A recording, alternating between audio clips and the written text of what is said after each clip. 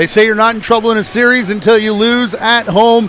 Hasn't been done yet in this one, with the Orangeville Northmen winning game number 1. Mimico treating this as the most important game of their season and the playoffs. It's game number 2 of the Ontario Junior Lacrosse League final series from Mimico. I'm Matthew Carrick alongside Jonathan Donville and the JVI Sports Network. And I think part of the story here coming in is going to be the omissions from the Orangeville roster. No Liam Matthews, no Aiden Long on the sheet that we've got here. Yeah, not seeing them on the floor, so that looks to be, the right sheet. Unsure exactly what's going on there, but obviously 2 big missing pieces. This Orangeville team has certainly been deep, though, throughout the year. They have bodies that they can come in. That's one thing, Maddie, that those trade deadline moves help with, is you still have those guys who, were playing for you all year. So there's guys waiting in the wings. Fans of Ontario Lacrosse will know that Orangeville's got the deepest minor system in the game right now. It's going to take 10 wins to get out west, Maddie. Orangeville's got 7 already without a loss. We'll see what happens tonight. They'll start at the face-off dot. Jake Spalina back in the lineup. He's missed a fair chunk of the playoffs recently.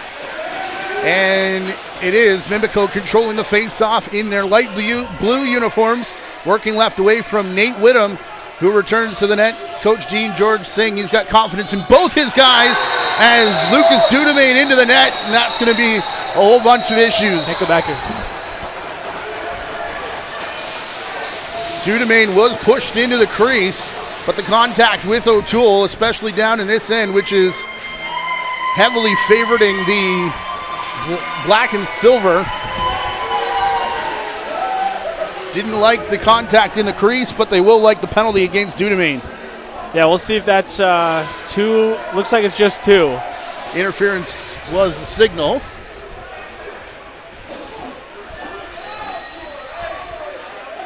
And the first power play of the game going to Orangeville. They were 3 for 4 on the man advantage in game number 1. Trey Deer will take the top shooter's position where Matthews normally is. It's Brian Jackman, the trade deadline acquisition, slotting in there. Yeah, it looks like it's Onofrio getting the bump up on the power play. You mentioned it going strong right, so they slide in the righty Onofrio. There is an atmosphere in here tonight. Yep. Something to watch the floor, too. I think the Orangeville bench was pointing to maybe a slick spot before the first whistle, so something to monitor. We just saw some guys slip as well, so it's hot in here, and it's only going to get hotter as the night goes on. Game earlier this year actually suspended due to an unsafe floor, but we were told they washed it during the afternoon. Not the case here today or since. Outside shot from Joey Spalina. Nate Whittam makes the stop. He was replaced in the first period of game number 1. Got to throw here. By Adam Power. Only 8 to get across center, and they do. Looked for the one-hand pickup from Vincent. Look out. Backpedaling is Whittam. Trey Gear takes the shot, and Whittam the stop. Then Onofrio got drilled in the crease. They call it back in as there's a little bit of an extra meeting after pretty much every big contact here so far in the early going. And it's going to be Mimico ball. I missed the call there. It was a back-in call. A frantic start here, Maddie, I think, is the only way to put it. And on the floor and just the atmosphere in the building here, well, players got to find a way to settle in just a little bit. Dean George, I asked him about the slow starts. I asked him about the power play, and he said we've addressed all the issues, and we feel like we're ready to go. He wants his team to move faster. Roussel trying to do that as he goes to the crease. Can't put it through the feet of O'Toole. Immediately up to Cole Teeple as that ball is gone in the last 15 seconds here of the first penalty to Dudemain. Spalina taking top spot. He'll work it across to Jackman. Low shot into the feet of Whittam again. It bounces out of the crease. More players down. And the let's go insert favorite team here. Yeah. Rivalry chance. And we're going to get going and a penalty here. Delay a game coming against Orangeville.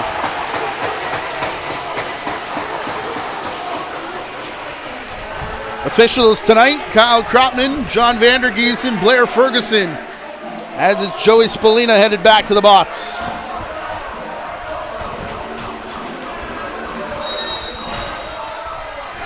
Went there a couple times in the first. Here's Dudemain. Up top, our first look at this power play that they said was addressed in between games for Dean George. Alex Roussel feeding back through Dudemain. He wants them to move quicker, move the ball. Dudemain got it, although Thompson, sitting in the crease, had to wait for it to clear out. And the interference call will give it back to Mimico.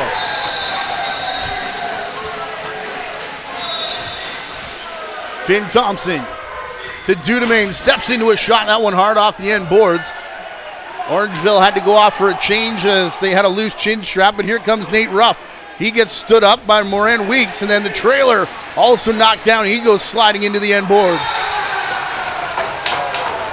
Moran Weeks took his man down, and it was interference, and every tiny little play is going to draw a cheer from one side or the other here tonight. I'm speechless right now. Just a crazy atmosphere in here as Horseman gets a good look on the PK. Got to feel good about Whittam about this start. Obviously, you mentioned him getting pulled in that game. I think Dean George had a decision, thought it was likely going to be Whittam, but certainly had a decision there. It's a different beast when you're standing right in the pit here behind the visitors' net in Mimico. Yep, no press box here.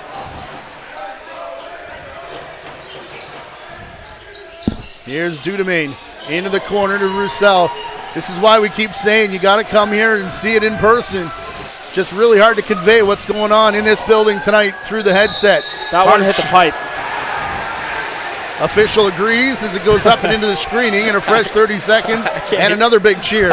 I can't hear myself think right now. 30 seconds left here on the Mimico power play. It's the captain Thompson over the top.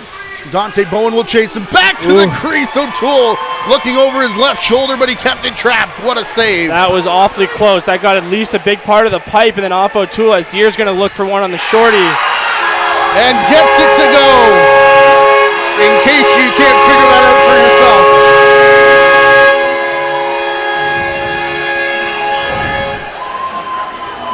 And the goal horns traveled, if anyone's wondering. The goal horns are here. Boy, that did everything except for going in. I think Mimico got caught looking at it just a little bit. Then Deer's going to take his chance on the short-handed play here. A pretty good-looking shot. We had a nice view of that one. That left-handed release hooks it back to the bottom right corner. There's some jawing off to the face-off restraining line in Orangeville's end.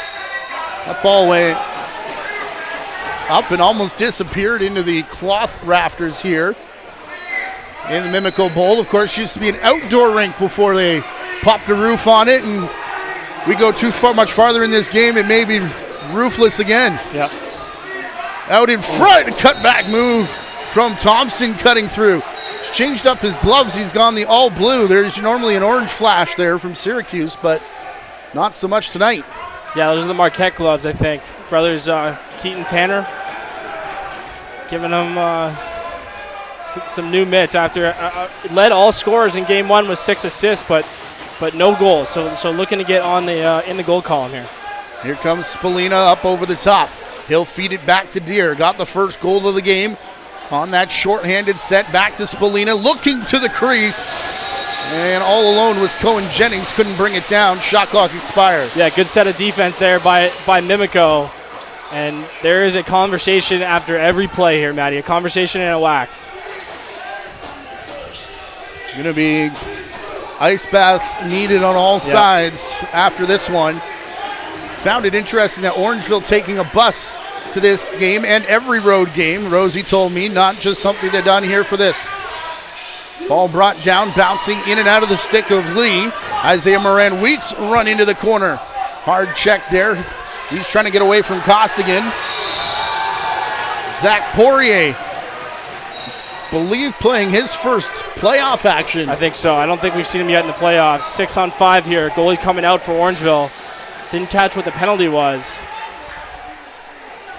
There's all kinds of black jerseys on the floor. As they get settled, who's going to be the extra attacker? Spallina, 10 on the clock, feeds it through the middle. Brought down by Jennings. Pass back to the outside. Onofrio took the shot. Another player who hadn't played a lot in the playoffs, had a very good game number one. Actually scored the dagger goal late in that third period. Yeah, scored a big goal back there at the end of game 1. Didn't catch exactly. Yeah, it's going to be too many men. Looks like Roussel is going to serve it. So second power play coming up for Orangeville. Did not score on their first opportunity. Did get a shorty, though, to make it 1-0, which is where we are 6 minutes into the period. Spalina up top. Over to Trey Deer. If you missed it off the top, no Liam Matthews. Deer taking his spot and walking in. Got a good shot on net. Deer getting worked over, gets the glove high, and this will even up the numbers.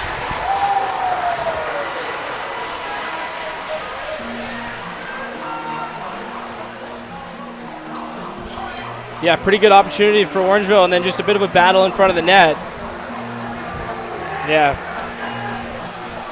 I mean, that's going to get called most times. I think just a little bit too obvious in front of the refs, obviously. You know, they're going to take the retaliation most times. It's one of the older tricks in the book.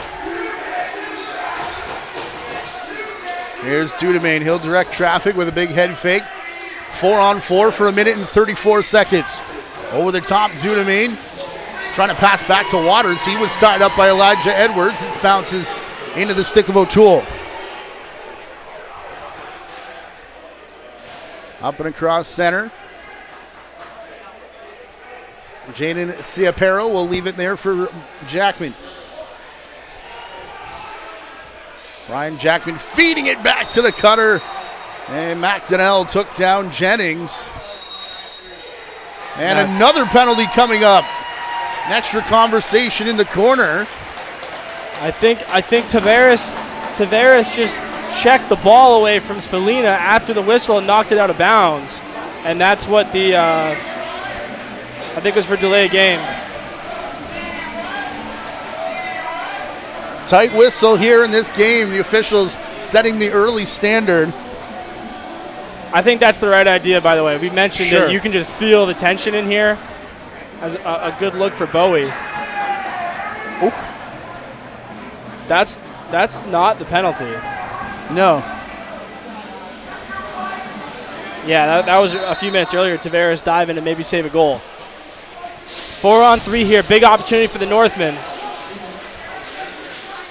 And they are going with that set as Spalina walks in and scores.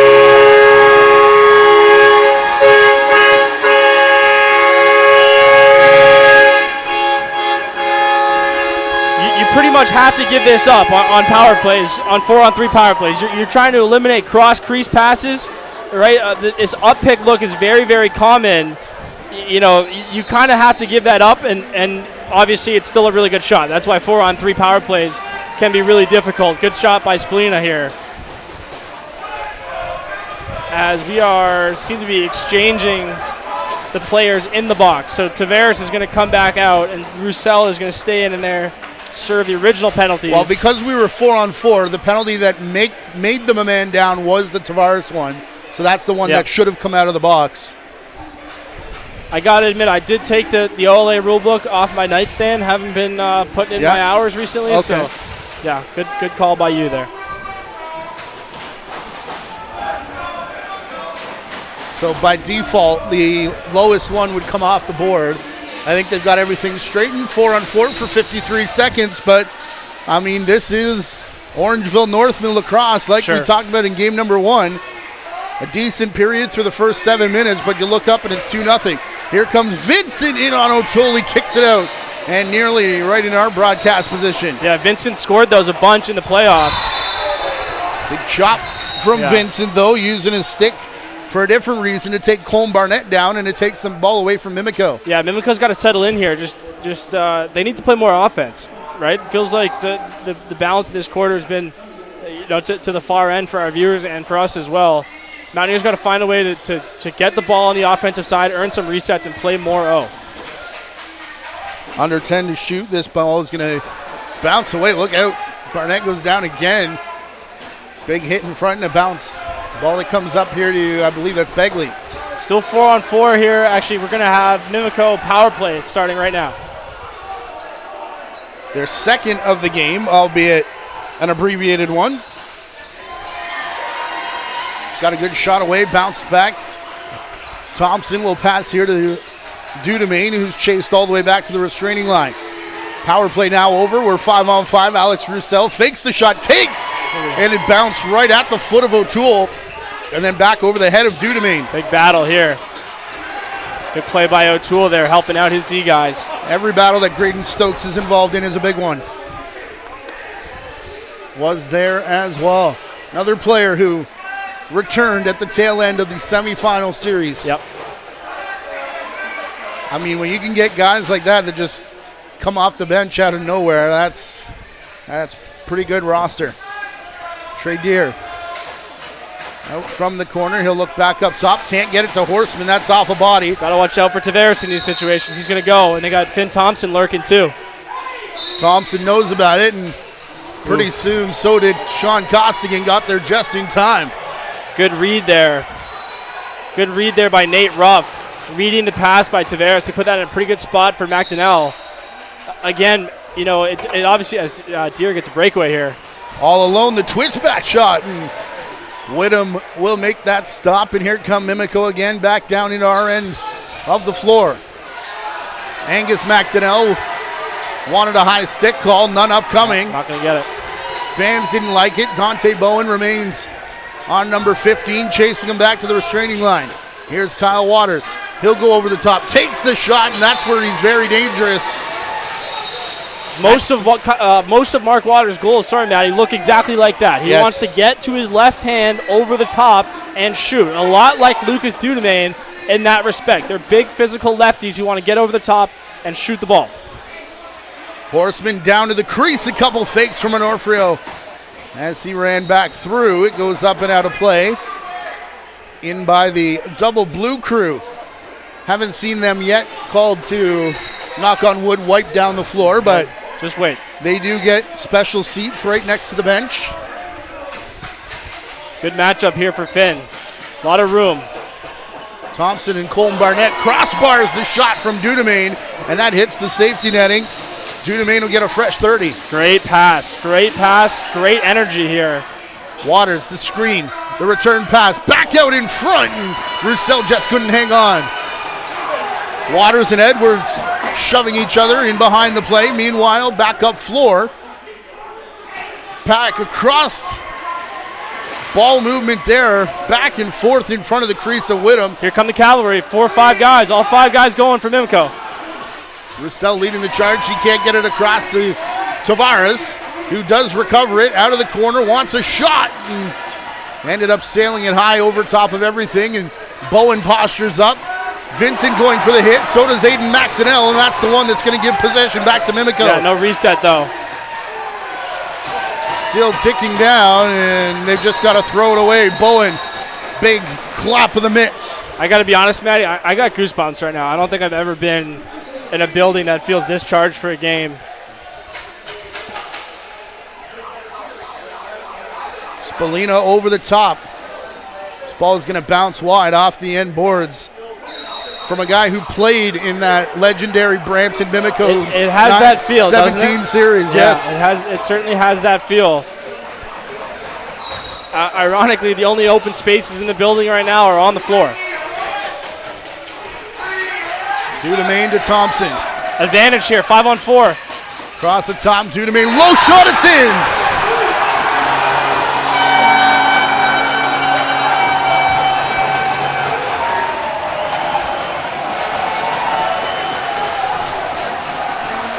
I said I haven't been reading the rule book, but one rule I do know is the chin strap rule. So you're going to see Poirier have to get off the floor here. So that gives Mimico a 5-on-4, and Dudemain stays hot. Led all goal scorers with 4 goals in the first game, stays hot. He had 2 goals in each of the last 3 games of the last series, 4 goals in game 1 of this one. So he's hot right now. He's shooting the rock. I've been saying all year, Matty, when your shots are going in, that's the best feeling in the world for an offensive player. Dudemain has that right now, gets his team on the board. Obviously a bad break for Orangeville, but they had that go against them in game 1, or they had that go for them, in game 1. So the luck of the chin strap can go with you or against you. Owen Hobbs goes back after Cameron Pack after the Spalina face-off win. Deere keeps it up top, lead cut in half. I think we got another chin strap coming right now. Nofrio's got to get off. And all of a sudden, the Mimico fans are back in this one.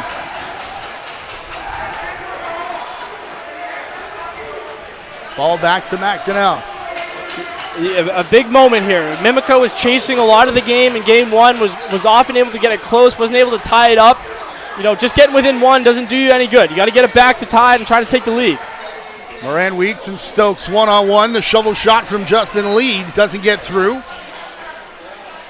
Bouncing in the corner, still on Mimico's clock that now expires.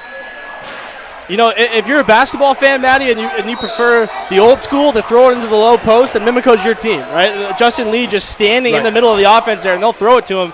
He hit Finn Thompson, who was standing in the middle of the offense, even closer to the goal. They're going to pack it in, especially in this building. I think Mimico's doing a good job of throwing them in there. They haven't actually been rewarded for it yet, but you're not going to score very many outside shots, no tools. So you're better off throwing it into those post-ups and hoping for the best. Look out here, a split of the defense into O'Toole. A little bit off the shot from Angus McDonnell. He gets tied up with Siapara, we were corrected before last game. I tell you what, McDonnell looks to score every time he touches it. He could touch the ball down the road, and he's going to try to take it all the way to the house. And I mean that in a very good way, by the way. Very productive player for the Mountaineers out of the back door. Trey Deer up top, long outside shot. He'll get his own rebound one-handed, tries to send it back in front to the crease. Jennings knocked down. He gets sat on afterwards as they battle for this loose ball. McDonnell had not played in a Mimico jersey since midget. Yep. Returned back this season, focusing on his hockey career with the Mississauga Steelheads, where he was a point-a-game player this year after being drafted to the Dallas Stars. See Bowen on Dudame now. This is a good matchup. This is worth the price of admission right here. Two grown men going at it. We'll give Bowen the advantage on that one. Waters back up top. That was Roussel, whose shot hit a foot in front. Now Teeple. Oh, Lee's going to get a penalty behind the play. Just too many of those for both teams. He took a shot at Cameron Pack, who goes off. If you're an O guy, you got to stop taking penalties here.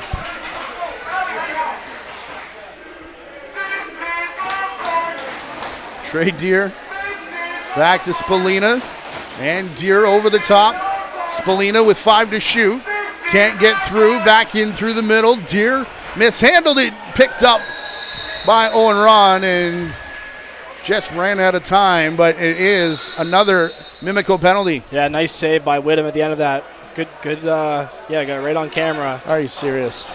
All of these, Maddie, are they a little bit of sell jobs? I think probably. I think the one on Deer probably got sold a little bit. I think that one probably got sold a little bit. But you can't leave it up to you can't leave it up to interpretation. I don't think you can really argue with either of those calls, especially because both teams has gotten at least one of them. 2 goals on the board for the Hornheads in this one. 1 on the power play, although it was a 4-on-3. 1 short-handed as well. Trey Deer, Joyce Spalina doing the damage as they play catch here again. It's Deer who turns and shoots. Save made by Whittam. Yeah, I'd be looking for Bowie Horseman here on the power play. Just, Matthews very good at running that top spot, right? Throws a little bit of a wrinkle in there. Horseman can really shoot it. When it gets a little unsettled, set a pick for the kid, let him come around and shoot it. Here comes Horseman off the bench.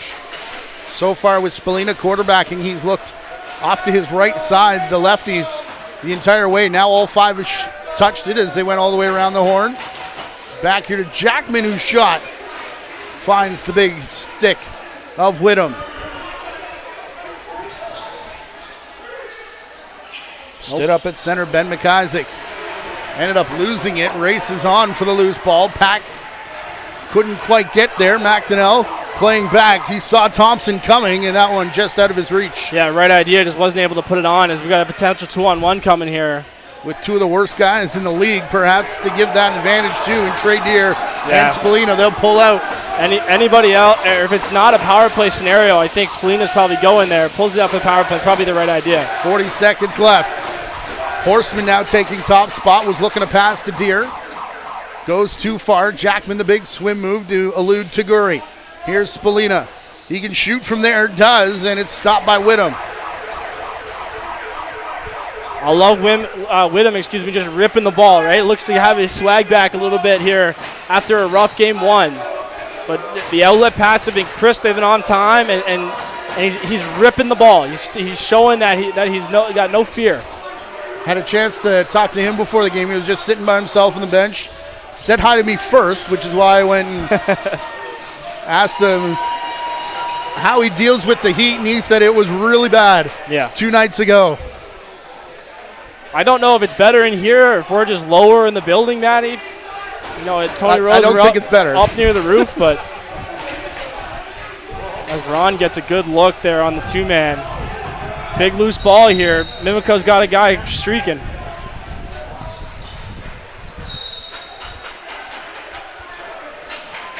Big 3 minutes here to end it. It's been a crazy first period, really up and down.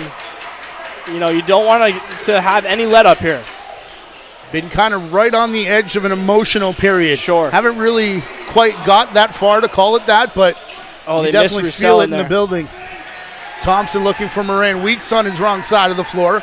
Stokes gives him an extra shot now. Dudemain does it again.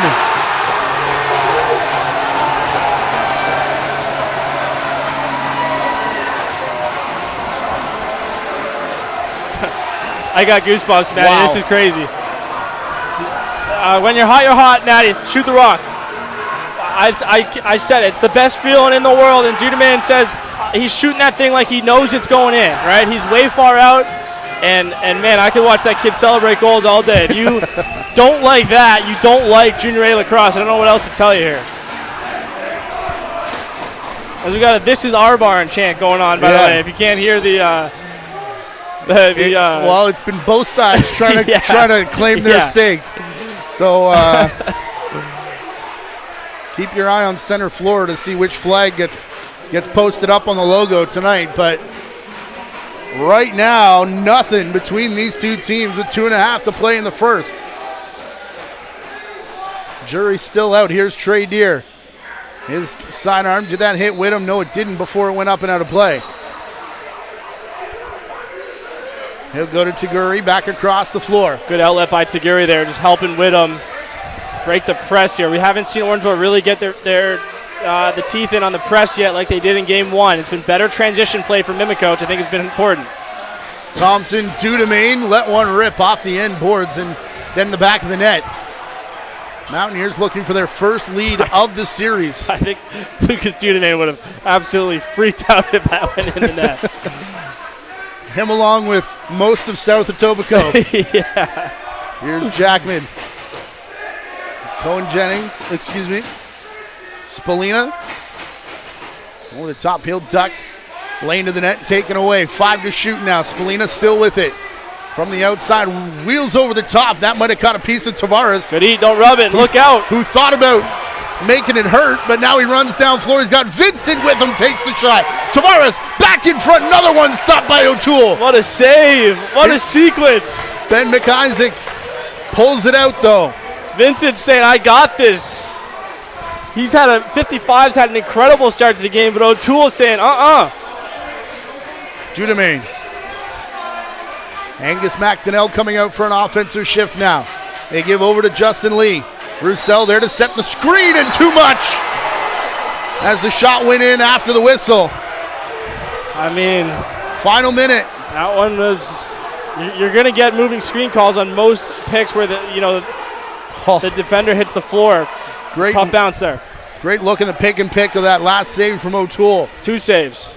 Double-double. On the run, Horseman. He's more comfortable about that spot on the floor, but when he can wind up and shoot, not so much on the run. But I mean, he hit 2 on the run in game 1. That was pretty much a carbon copy. As Pack trying to make a play on the lefty Begley. You can't do that. You got to stay away from the penalties here. With the official right there, I'm quite surprised that arm did not go up. Mark Waters all the way, it's in. They wave it off in the crease. Look out, Orangeville could have numbers here. Not sure how many people in the house knew. I don't think Koskinen realized how low the time is. Or Barnett, excuse me. Colin Barnett with only a couple ticks left. And can they even hear the horn go in this barn?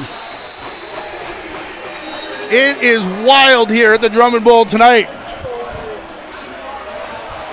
This will be the crease call, I'm sure, on Waters. Let's see.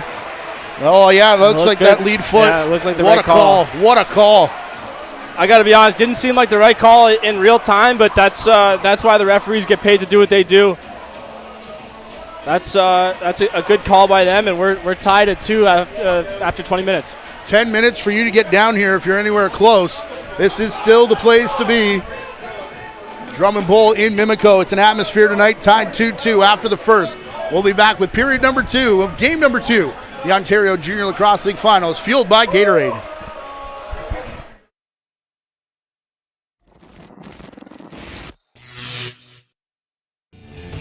Get ready, Ottawa.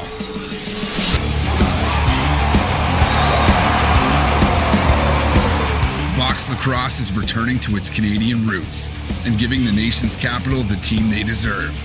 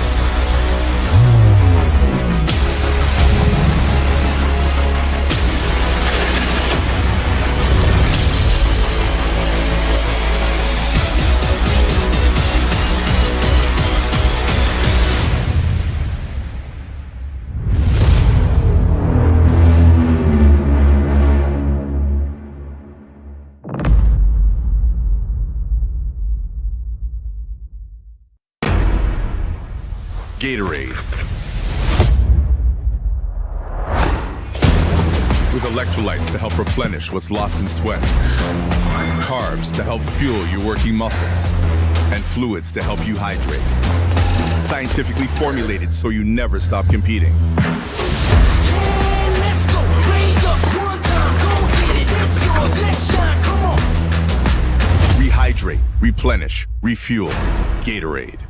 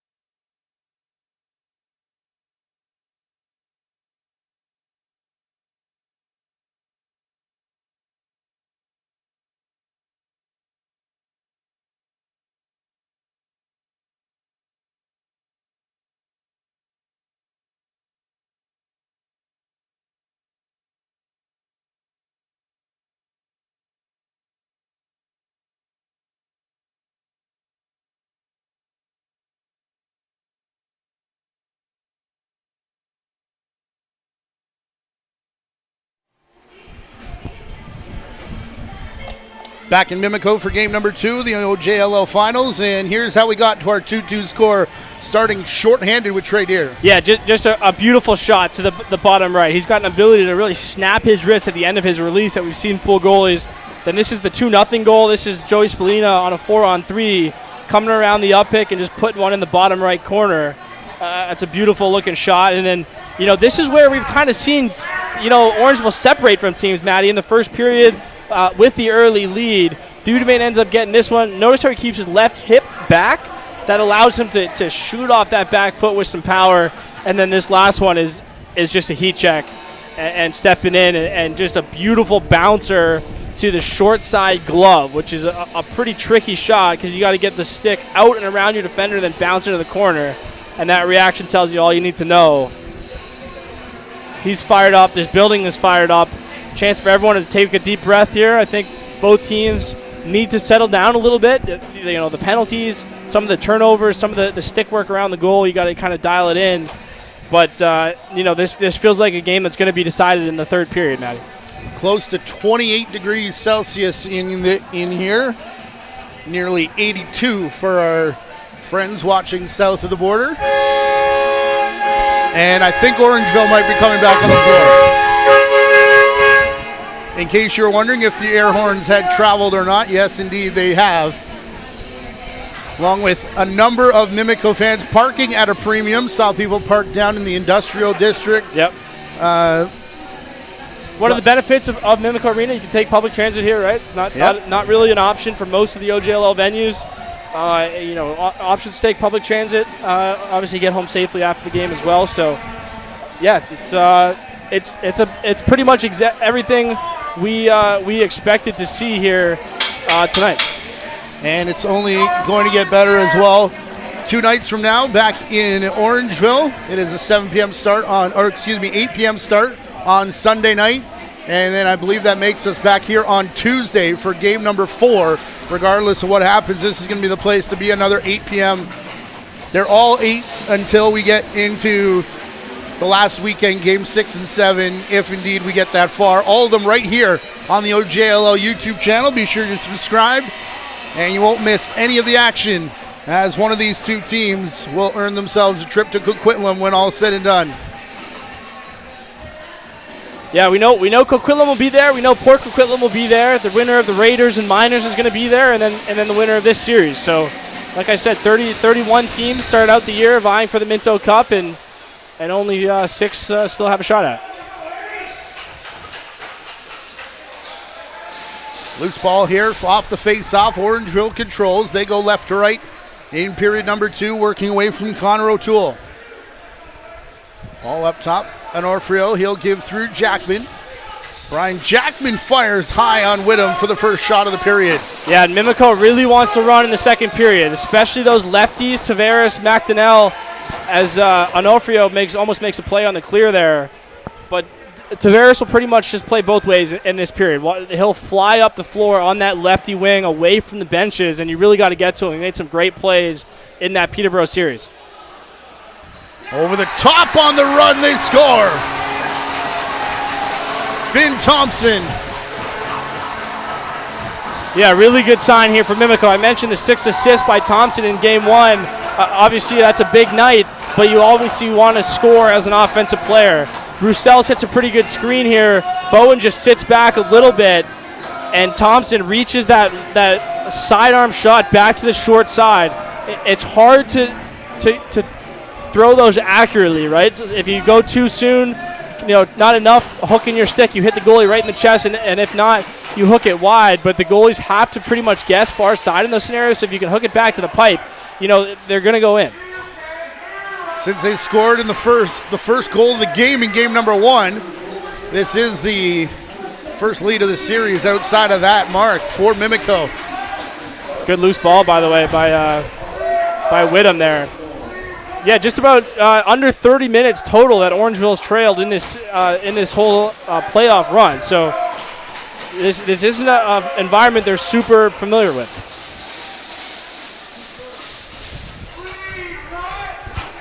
Dean George emphasizing the fact that the importance of this game, not wanting to go back to Tony Rose down 2-0 as well. On the run, Cole Teeple comes across center. Keep in mind, no Aiden Long tonight. We mentioned that off the top. This would normally be where he would shine in this transition-minded period. Vincent couldn't handle it cleanly. Neither could Kyle Kerrigan. It bounces back into Mimico's zone, where Kerrigan eludes his crease and tries again with Vincent. I've really liked Vincent's game tonight. He's just been all over the place. Just aggressive defense. The one thing we knew about Mimico is they weren't going to be scared, right? They weren't going to be intimidated by the matchup, and I think Vincent's a good example of that. Into the corner, Moran Weeks puts it down for Lee. He worked around an illegal screen. Gotta get to Deere here. Ball's given back and brought in quickly. Colm Barnett turns back away, and they did indeed. Aaron Taguri picked up Deere coming off the bench. Good hustle by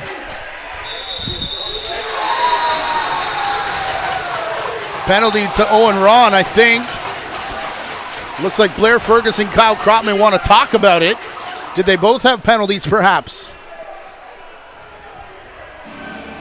Another offensive zone penalty here. These are the ones that are going to drive coaches nuts, especially Rusty Kruger.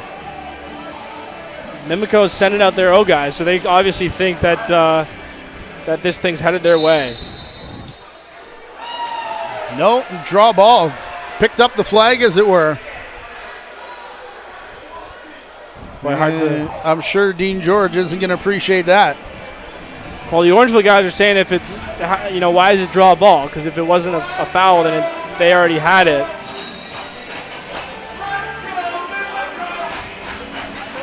Regardless, we'll head to the draw here.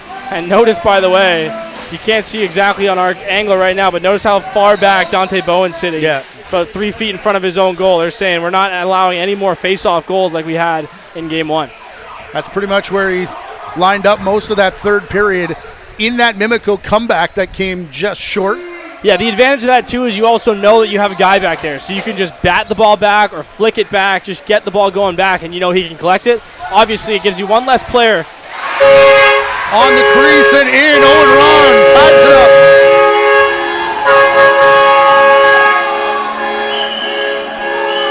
Owen Ron stepping up, right? Matthews is out. Other guys are going to have to step up.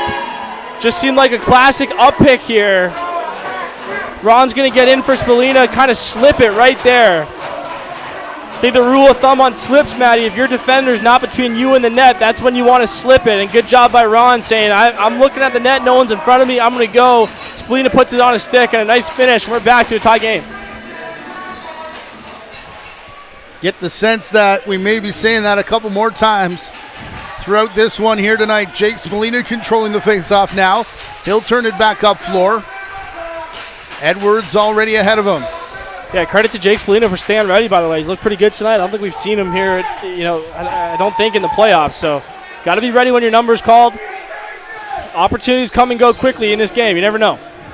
Joey into the corner, back for Trey Deere. He'll toe drag. Nice job by the defenders, but the double team left Jennings all alone in front, and he got a good chance. What a save by Whittam there. That was a huge one. Sick flip pass by Deere. Jennings does all the right things. Get the sense Jennings is going to be a guy that is, more known by NLL scouts than he is by fans. Spalina from the outside took the shot there on Whittam. Good set by Whittam, though. Just 2 good saves. Stepped out confidently on that last one. Cut down the angle. Big slick spot in front of his crease. Wonder if we're not headed for our first wipe down of the game. Good size advantage here for Dudemaine. Look for him to be aggressive. There he goes. Dudemaine does indeed go over the top. Tried to flip the pass back to Kyle Waters. And it ended up in the stick of O'Toole instead. Yep, good stick by Poirier. Gave up a little bit of size on the first one, but opened up for the pick, took on Waters, and got in the way of the passing lane. 4 minutes gone here in the period. 1 goal per side. We remain tied at 3. Up top, Horseman. He'll bring it back to Jackman, lane to the net, cut off. Nice little switch there with Kerrigan as it comes back to Jennings. He's in the crease before the dive. Yeah, small detail, but Jennings sets the pick just hard enough to get open and not hard enough to knock over his guy. We've seen 3 or 4 too many men calls, and when you knock over the defender, it's going to be, or not too many men, but moving screen calls, excuse me. When you knock over the defender, it's going to be a call most times. Jennings just gets just enough piece of his guy to knock him off, gets a good look. Good credit to McDonald for getting back in the play and contesting it, and another nice save for Whittam. Double Blue crew go to work as we get a look at the loud crowd here at the Drummond Bowl, Mimico Arena. Ton of names over the years, but Sure. tonight it is the place to be. On Sunday night, it'll be Tony Rose's turn, and you know that I would expect Northmen fans are going to pack that barn on Sunday too. night to have a significant crowd in Tony Rose. Once again, the best way to experience the Junior Lacrosse Finals is in person. For the entire schedule, scores and stats, be sure to download the official Ontario Junior Lacrosse League app from your favorite app store. Got to watch the bench here. Orangeville's pressing. Mimico trying to play some games at the bench. Does a good job of Tavares, just takes it. Thompson was the one that was standing in the change box, comes on for real now, puts it in the corner to Alex Roussel. He's trying to elude his man, gets it back up top. Tavares, who stayed on, takes the shot. O'Toole with a save. Oh, Finn Thompson going to get one behind the play here. Gets up on Ciapera. So 6-on-5 opportunity for the Northmen here. This would be the fifth chance as Horseman and Deer play hidden ball. Deer had kept it, gives off to Spallina for real now, and then run through a moving screen. Conversation with Spallina. Mimico's got I think they're trying to even up the numbers, but they're the ones that need to walk away here. I tell you what, two guys who aren't scared of anything or anyone is Angus McDonnell and Trey Deer. And they don't seem to be huge fans of each other during this series. Right in front of the official on the crease for Finn Thompson, and then the moving screen call and a little bit more. Don't think that's the last conversation we're going to have in this series either. No.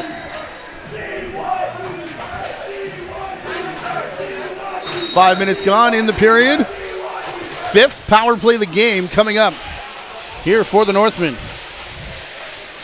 Deer and Spallina playing catch. Spallina still no shot. Now he takes it.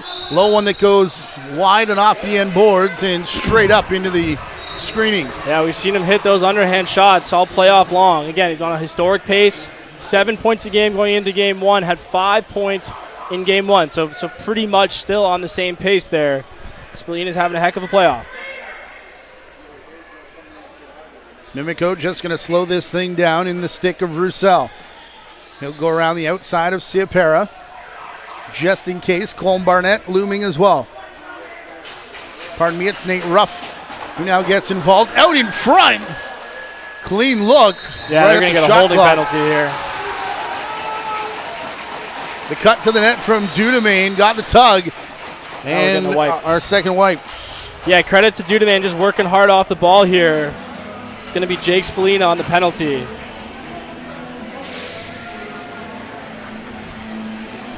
I'm not sure if it was a hold or a slash. Could have kind of taken the pick there. So we'll play it 4-on-4 for 1 minute and 14 seconds here. A lot of space on the floor. Interesting, Finn Thompson not on the floor. So look for this thing to probably operate through Dudemain. Moran Leaks, the guy we haven't called a ton tonight. Or in game number one, really. So yeah, I think he scored one in game one, yeah. but he was the leading scorer coming into the playoffs, and feels like a big moment perhaps for him here. Moran Weeks will go right to the crease, setting a couple of screens as the ball is in the stick of Roussel. Man in front of him, Pat got tripped up. Yeah, Mimico may have gotten away with the delayed game there too, just towing that line of dropping the ball.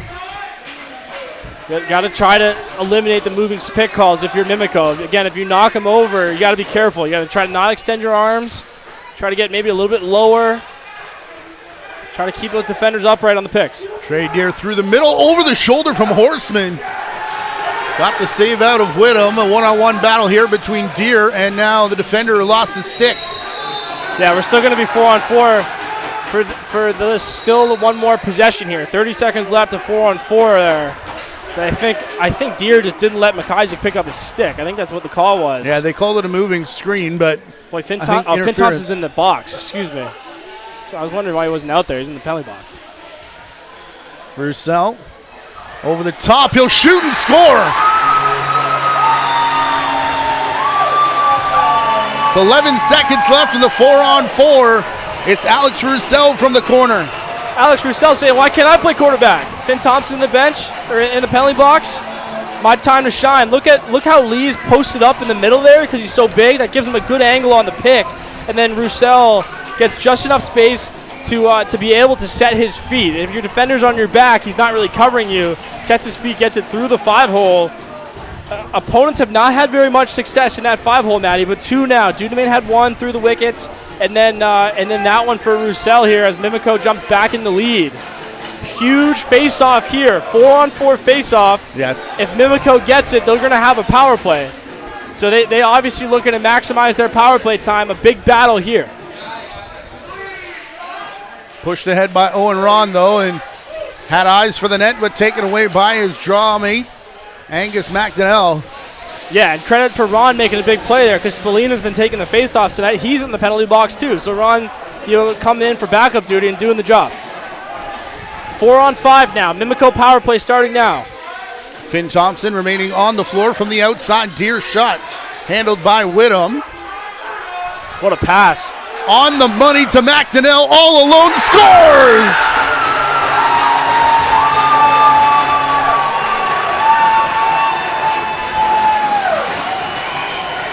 What a bomb, Natty. Take your pick. Tom Brady, Pat Mahomes, Aaron Rodgers, Brett Favre, Damon Allen in this town. Take your pick of what analogy you want to use. Puts it on the money. And we're going to have a nice angle of this right in the top right corner. A point per game scorer in the OHL this year, not the OJLL. The OHL comes back, scores a bunch of big goals for Mimico here. And they usually look like that. He's uber aggressive in transition, looking to score. Scored 1 in the short side hip in the last game for him. Maybe O'Toole was thinking that again, and he puts it right in the top corner. When was the last time Orangeville were down? Not just down, but down by 2. And by the way, they had a power play there. Not many teams are streaking off that on a power play and throwing the ball. And I think that's some of the difference with the transition stuff for Mimico is that they're going to push it all the time. If you're the Northmen, you got a little adversity, right? First real kind of adversity they've seen in the playoffs. I mentioned they hadn't trailed very often. I don't think they've trailed by 2 once.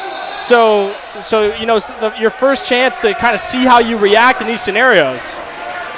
Roussel taken hard into the boards between the 2 benches. Yeah, I hope he's okay. That was a hard fall. Well, he did get back up. He's going to remain on the floor and play offense here.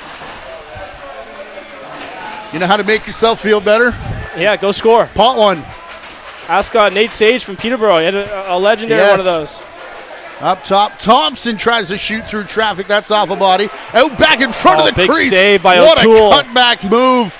I believe that was Waters right in front. Look out for the lefties coming off the door here. They're going to have numbers. Good hustle by Mimico getting back. Dante Bowen couldn't find Deere as he was tied up by Vincent. Where do you go next if you're Orangeville? Spallina is the first one to touch it. Now to Jackman. He senses he's got room. Bounces off. Vincent to the crease. The twist shot. Toe save made by Whittam. Big Lucy here. Running down the boards, Britton Pitt. Looked like he had it, but somehow rolls into the stick of Cole Teeple. Yeah, huge play by Teeple. Begley was leaking out the back there. If Mimico could have picked that up, Begley was going to be gone. Teeple's got mop-up duty. Bowie Horseman over the top, on the run to the crease. Couple fakes and Whittam with another big stop. Boy, what a save for Whittam. What a period here.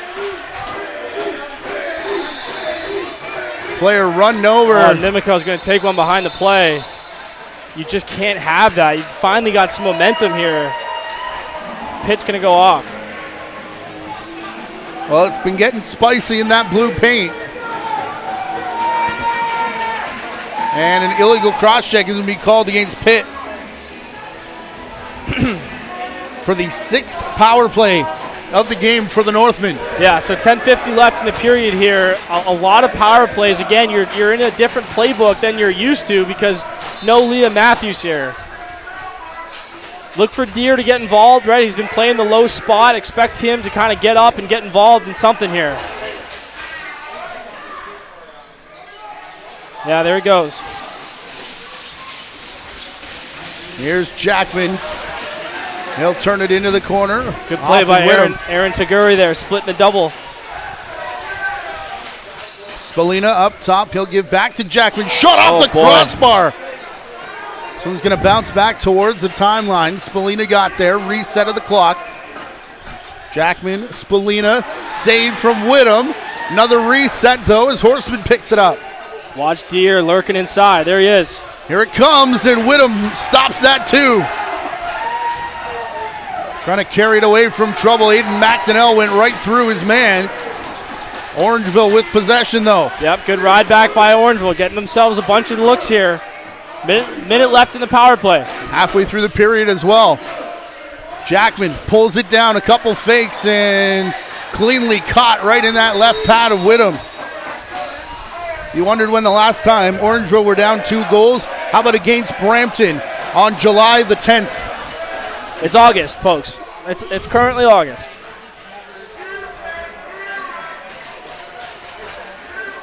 One kill here from Mimico, and Orangeville's only going to get one more look at this thing after that extended possession.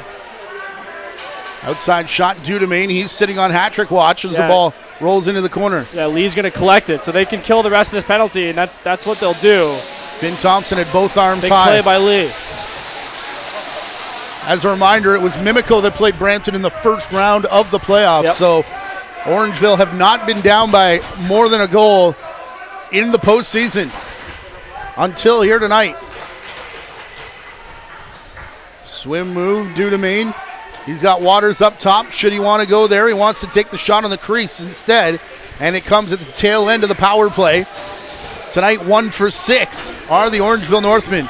Yeah, kind of flipping the script there, right? A tough one on the power play for Mimico in game 1. An extremely efficient game for Orangeville on special teams in game 1. Cut in the corner. Horseman with guys all over him. Going to draw the penalty after the shot was saved. Jennings, he cuts back and touches the line of the crease.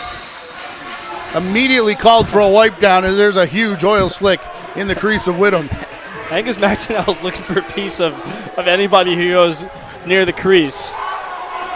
This is going to be a hold on a good take by Horseman.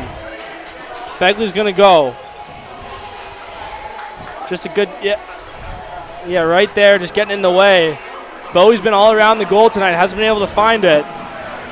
And he's going to run the top of this power play here. We mentioned throughout the playoffs, Coach Rusty Kruger likes to mix up those looks. I think this is the first variety we've seen tonight. Again, when you have Matthews in there and you're mixing up between different looks that you're comfortable with, that's one thing. But when you're trying to get used to a new look, then it becomes harder to juggle, right? So they've given it a number of opportunities here, and we're going to see Deere play in the shooter spot here as well. Again, if you missed it off the top, no Liam Matthews tonight, no Aiden Long. Bunch of other guys not in the lineup either, but including Dylan Cam Sanderson, Donnie Scott, of the likely guys we would see in the Orangeville uniforms. Look for something quick here, quick and simple here, right? New personnel. Probably not going to break out a beautiful new set play with guys in new spots. So I think we are calling for another wipe, or the same wipe, just done differently, I think. I feel like we're in territory. It's going to get kicked off YouTube. Well, we had a good run, Donnie. Yeah. I'm fine to go sit in the stands. Sure. Jordan Vincent taking over the duties. Again here, good seal by Lee really starts this play. Once he seals on Costigan, just not enough time to get back into play, and then this is crazy. Yeah, this is just a sweet ball. That's right in stride, perfect, and Cam Pack ruins our shot here by getting in the way of the camera angle. Surprised Doug Flutie didn't come up. I mean, maybe you're too young for Doug Flutie. I said take your pick, Matty. Okay. You know, you're just sitting there. Trey Deer, low shot. Cameron Dukes definitely did not come up, by the way, in any of that. 8 minutes to go here.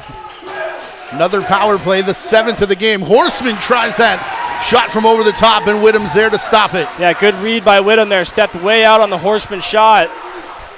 Perhaps a bit of an adjustment. I think Horseman fooled him a couple times in game 1. Maybe the adjustment there is step out a little further and try to give less room to be fooled. Or maybe not. I don't know what I'm talking about when it comes to goaltenders. So it's a strange world, one that I don't want to know anything more about. How to put it past them. I think if you can figure out how to put it past them, which you've done pretty good over the years. My brother was a goaltender. I'm a friend of the community, Matty, and that's enough. That's good. Good yeah, enough. That's good for me. Got close enough. Yep, good for me. Okay. Understood. 49 seconds left here in the power play as they come back again. Horseman no-looks it into the corner for Deer. Misplayed it. Comes back to Jackman. Now Horseman up top. Doesn't shoot. Jackman does and scores.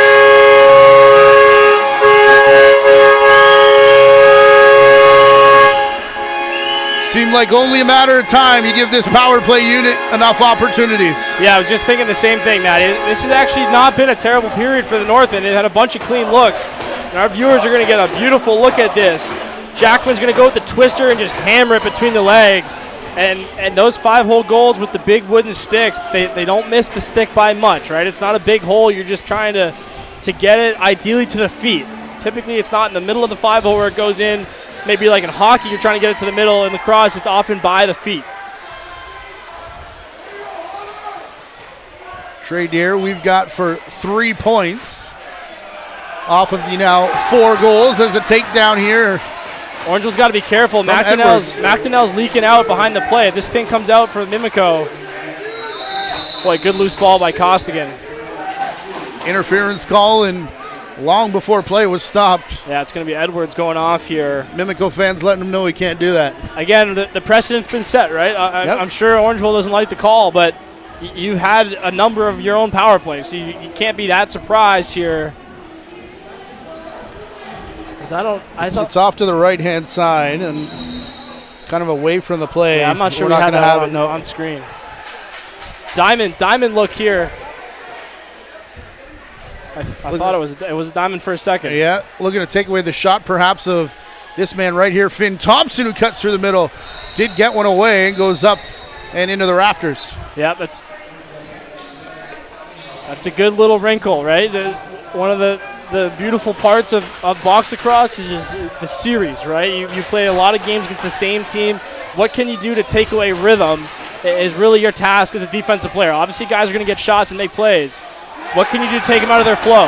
What a look from Spallina. Even better catch perhaps from Jackman. Now coming over to help is Jennings. Jackman maybe starting to feel it. Shot clock as he was about to drive to the net one final time. And Britton Pitt lets him know he got stuffed. Boy, what a battle that was. This is the most intense, inconsequential battle of the night. Finn Thompson. Haven't called his name much here on the power play. He'll take it down into the corner. Now behind the net, cutting through the middle. Good shot attempt, but it went wide. Rebound bounces right to Bowen. Yeah, good look from Moran Weeks there.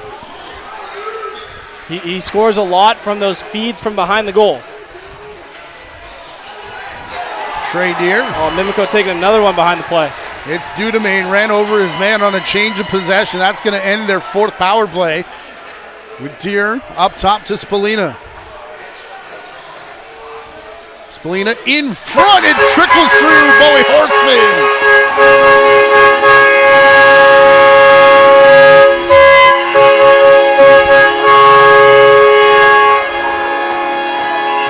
There's a sweet-looking feed from Spallina here. Yeah, Bowie's going to slip it right there. He's not really open, but McDonnell's got his eyes on the ball. So if you're not looking at your guy, just throw the ball. Bowie does a good job of throwing the stick out. That penalty should wipe out from Mimico's perspective. So we will stay on a Mimico power play for 20 seconds. So another big face-off coming up here.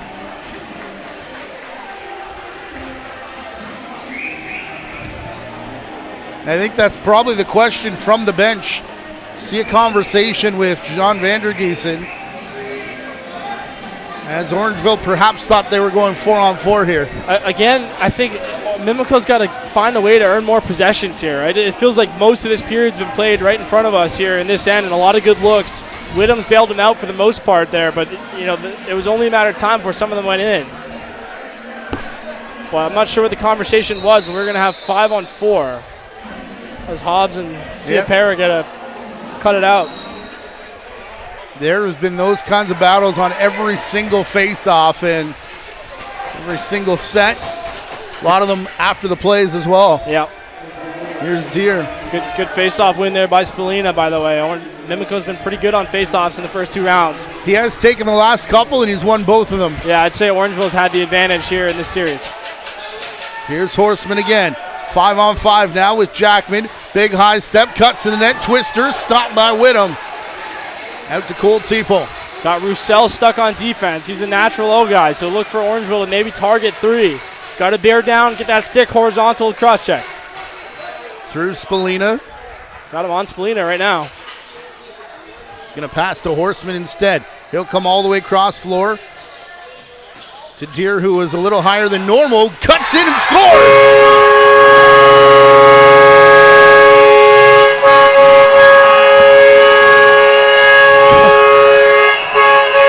The lead back to the Northmen. What a move here by Deere. This is just slick. He's going to get in between McDonnell and Taguri here and just walk the dog. Whoop! Right through. Taguri thought he was shooting. Pretty close to the crease, but tiptoes it well enough. Got Deere now for 4 points off the 6 goals. Said it all playoffs long, Matty, but momentum's a fickle animal, right? A few minutes ago, this place was popping off. Mimico gets that juice goal from McDonnell, a couple bad bounces against the Mountaineers, and now this place is still popping off, but it's in favor of the Northmen. Right, yeah. Right.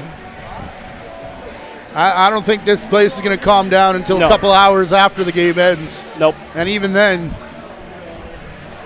may have to turn the lights out before before it really stops. Don't give them any ideas. We're going to have the World Juniors in the 80s here.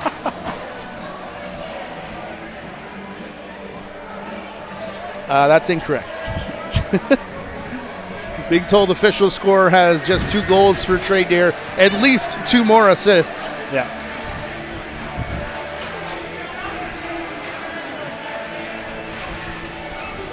Whittam goes for a little walk in his crease as it gets taken care of by the Double Blue crew. So 4 minutes left here. You got to find a way to close the period for both teams, right? Not all possessions are created equal. Call these money possessions at the end of the period. They really matter for momentum. Another shoving match with McDonnell and Ruff.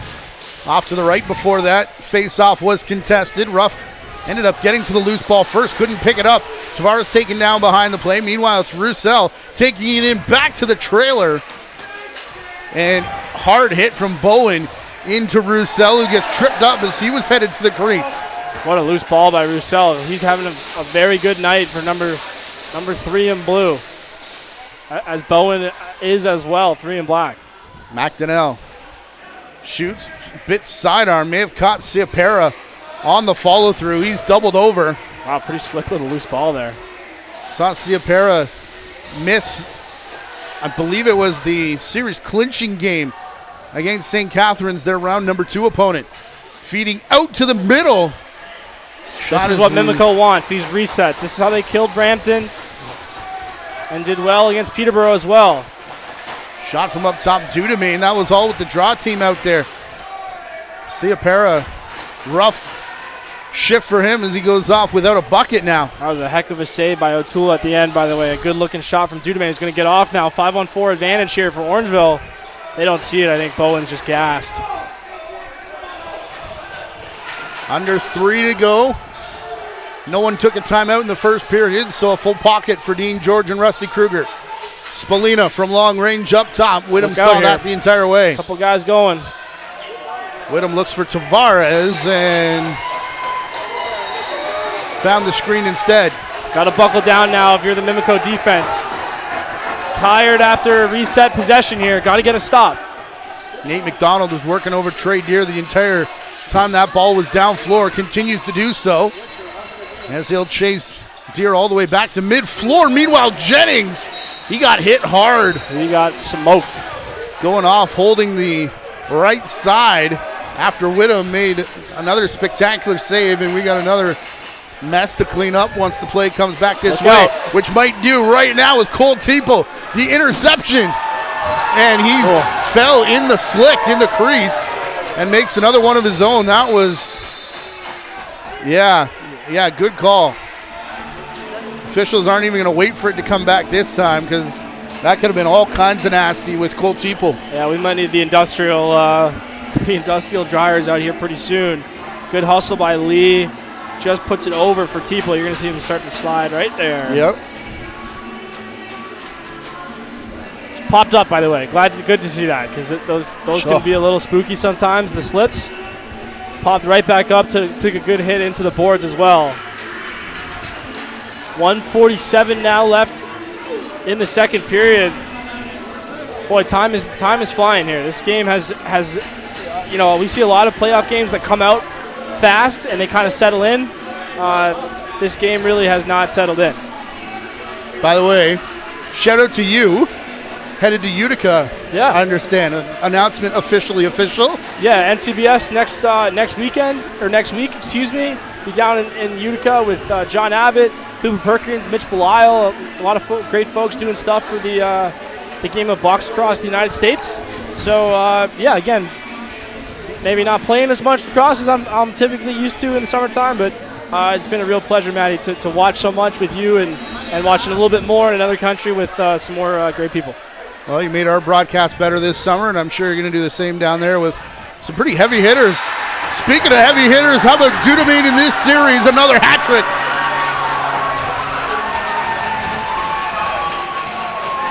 Theme of the playoffs, Maddie, throw it in. Throw the ball inside because it's your best chance to score. Dudamine is just going to push Edwards and then just turn back to the ball. I think that would maybe be a set piece because Thompson threw it like a quarterback throwing to a receiver before he was even out of his break.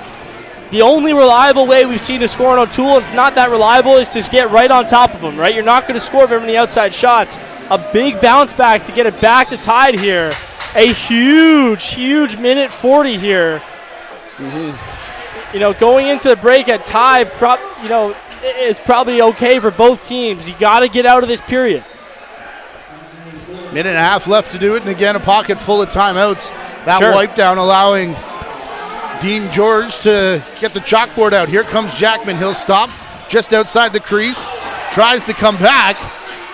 And again, a shot that hits off the post. They got to try to switch this matchup, get Hobbs off Jackman. They do, and now Taguri slides up. Here's Spalina. Numbers, yep. Passes in front, turns, and scores. Owen Ron.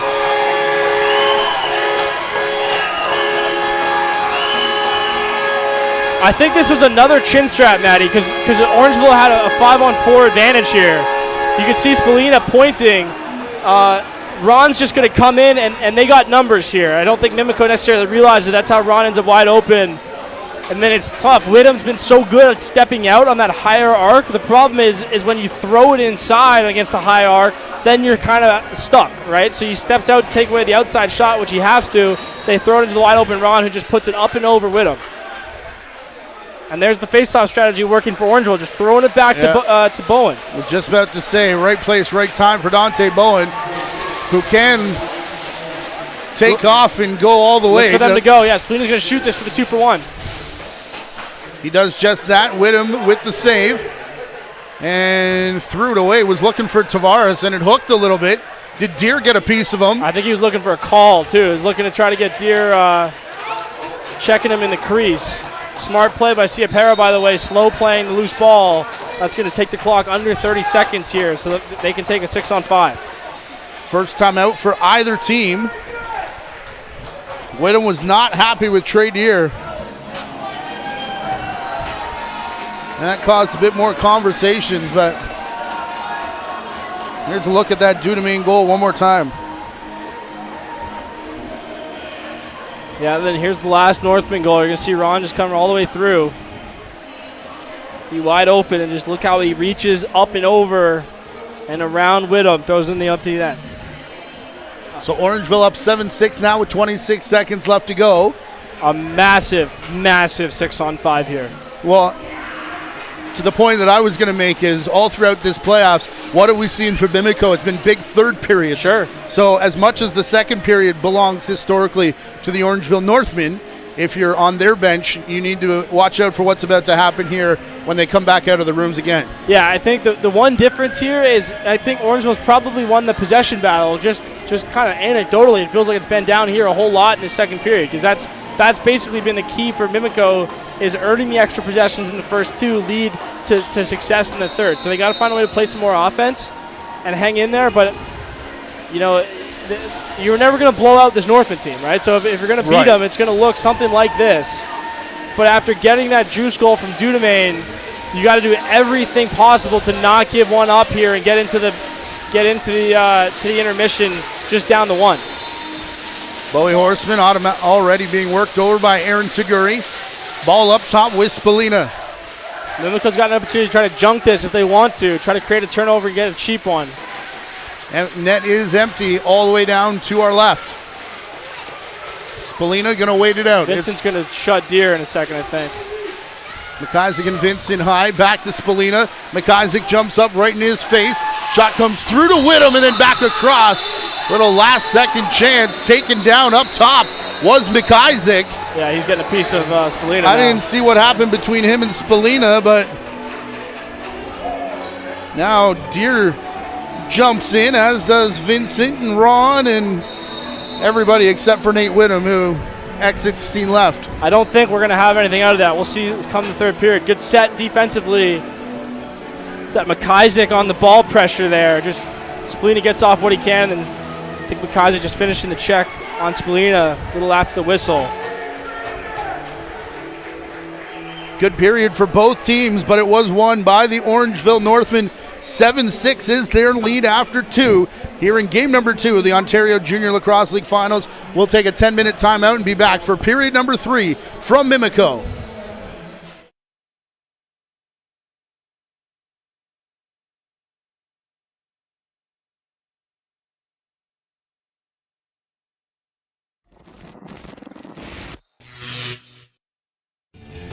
Get ready, Ottawa.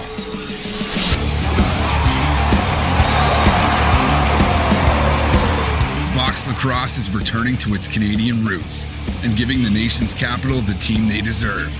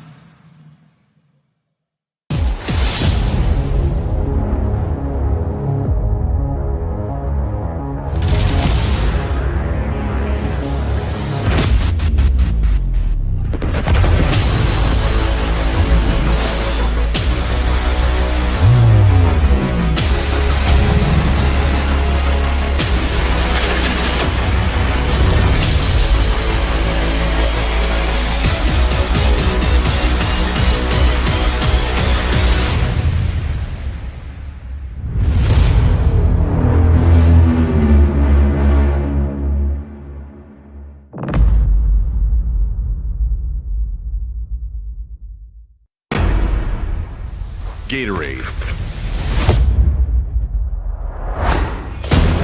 With electrolytes to help replenish what's lost in sweat. Carbs to help fuel your working muscles. And fluids to help you hydrate. Scientifically formulated so you never stop competing. Hey, let's go. Raise up one time. Go get it. It's yours. Let's shine. Come on. Rehydrate, replenish, refuel. Gatorade.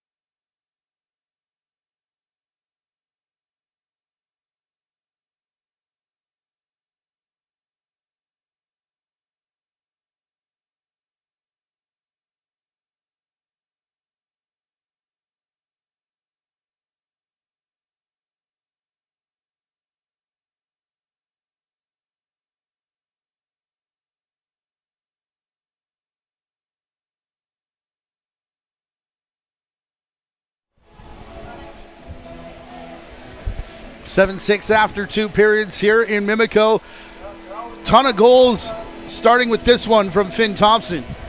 Yeah, good sign for Finn. You can see him fired up here. Orangeville's going to get it right back on the up pick slip by Ron. Pretty slick little play there by Owen Ron, who's been big in this game. I think him and Jennings have really helped in the absence of Matthews, and then 2 quick ones from Mimico. Roussel's going to get over the good pick by Lee. Hit the shot with his feet set, and then one of the plays of the playoffs so far. Whittam to McDonnell, puts it in the top corner. Things at this point going pretty well for Mimico, obviously. Then mostly Northmen the rest of the way. A couple penalties in a row. Jackman gets this one on the power play. Again, notice how he brings his stick up like a twister, then hammers it down at the feet. He's fired up as he should be. Throws the pass to Spalina to Horseman on the slip pick for the twister. Bowie's been inside a whole bunch in this game. Probably could have had a few more, and then Deere just slides right through. That is such a slick move to get all the way through the defense. Mimico ends up getting one back to tie it up.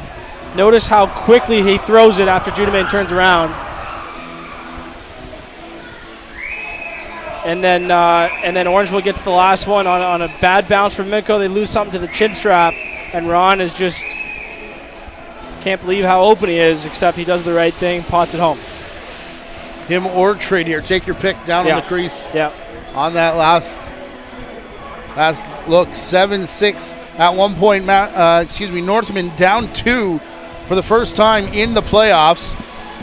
But we talked about it near the tail end of that period. This has been a Mimico team that likes to have big runs in the third. Whether or not we might find out that's dictated by the score because they need a comeback run, or whether or not that's just they feel it in the third period. So you got to win this. You got to sell out here if you're Mimico, right? This one is really, really important. To go back to Tony Rose, have to win multiple more games up there is going to be tough, and obviously coming back 2-0 presents a lot of challenges. So expect Mimico to push as hard as they possibly can here, and for Orangeville, you got to expect it. It's coming. Let's see if we can stay 5-on-5 as well, which is where we start. Nothing off that scrum at the tail end of the period. Vincent and Ron battle with each other out into the corner. Ball ends up bouncing to Colin Barnett. He took a hip check there from Vincent. That gives it to Cole Teeple. Spalina. Up top, Deere. Horseman joining the fray. Back to Spalina now. Last one out there is Jackman. Spalina cross floor to Trey Deere. He'll drag it back. Got stuffed in his tracks by Vincent. Now taken out towards the corner. It's flipped back. Jackman shoved down at the tail end of the shot clock. Yeah, Vincent probably a little bit lucky he got away with a loose ball push there, but again, a really strong game for 55. I liked his work a lot tonight.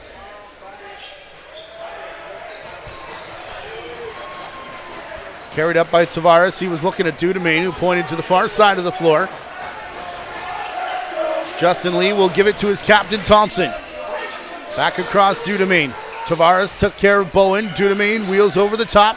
Still no shot. Here comes Thompson to set a screen.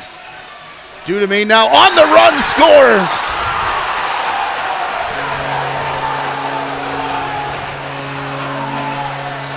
Back-to-back 4 spots for Lucas Dudamain. Again, this is what he wants to do. He can really shoot it on the run with his left hand. He's going to put the foot in the dirt right there, get over top, shoot it on the run, and he's fired up. I think he looked over to our broadcast, Matty, and just seemed to say, "I'm not done yet. I got more in me." Well, I'm not wearing socks, so he can't hit the 6 mark. Neither am I. But if that's what he's waiting for. If he hit 6, my Birkenstocks are going over the mesh here. I don't think anyone wants those. Here's Aaron Taguri. Got to run here if you're Taguri. Got to be careful on the clock. Right, bit nonchalant coming across center. Now he passes back. little bit low, though it was caught by McDonnell. Dudemain wants it up top, and why wouldn't he? No bowling on this shift, which is advantage for Mimico. They'll go to Angus McDonnell. Dudemain coming over to set the screen on Spalina, who fought through it nicely. McDonnell to the cage. Bouncer just wide at the tail end of the shot clock. Good set from Jake Spalina there. Just doesn't get picked. Keeps a good angle on the ball. That's why they teach ball pressure. Takes away a lot of other opportunities. Boy, 7-7, 18 minutes left. These games typically come down at the third period, and it's obviously true once again. Owen Ron to the outside. Deer lost control of that. It flips and lands in the stick of Jennings. He gets taken down. Back to Deer. Somehow found it. Whittam wanted through the crease call, and then finally does get it. With Deer looking for that loose ball. After the pass, Deer chopped the stick out of the hands of the defender and may have got away with one there. Kyle Waters. Mark Waters. Yeah, excuse me. I think I've done that a couple times. Kyle texted me, stop talking about me. I had no idea what he was talking about. Done a couple times. Too many brothers in this Mimico organization, man. Thompson from a long way out off the side of the net. And a holding the stick call coming up here. Yeah, so Mimico going back to the power play. It's going to be on Lee right there, on Costigan guarding Lee. Yeah, right there. Again, good play by Lee. As an offensive player, if the defender grabs your stick, let go. Fifth power play for Mimico, just one goal in the game. Feeding out through to Dudemain. No looks it into the corner, Moran Weeks. Now back to Finn. Dudemain wants it again. Shoots. Went. Look out, Teeple's going. 6 with the release. O'Toole goes to Bowen instead. Probably the right idea, but I thought he was going to sling it. Bowen will slow things down just across center.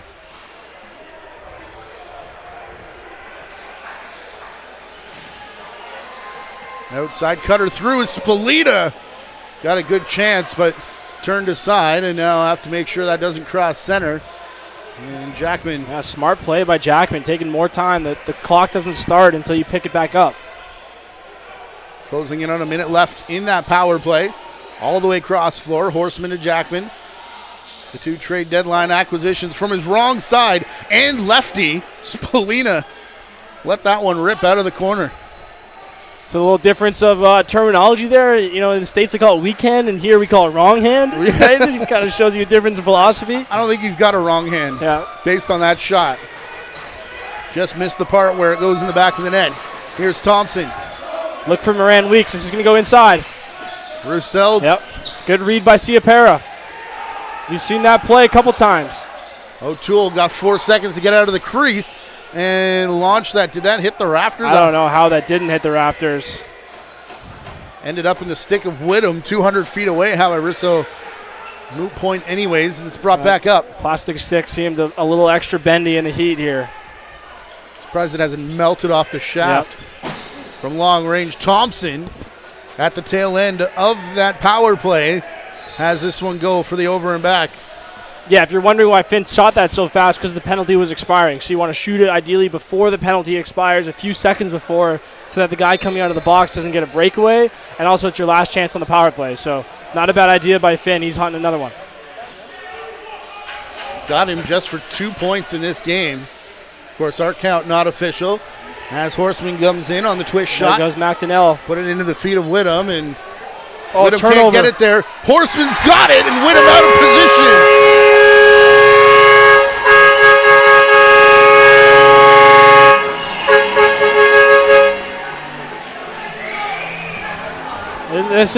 This is found money for Bowie Horseman.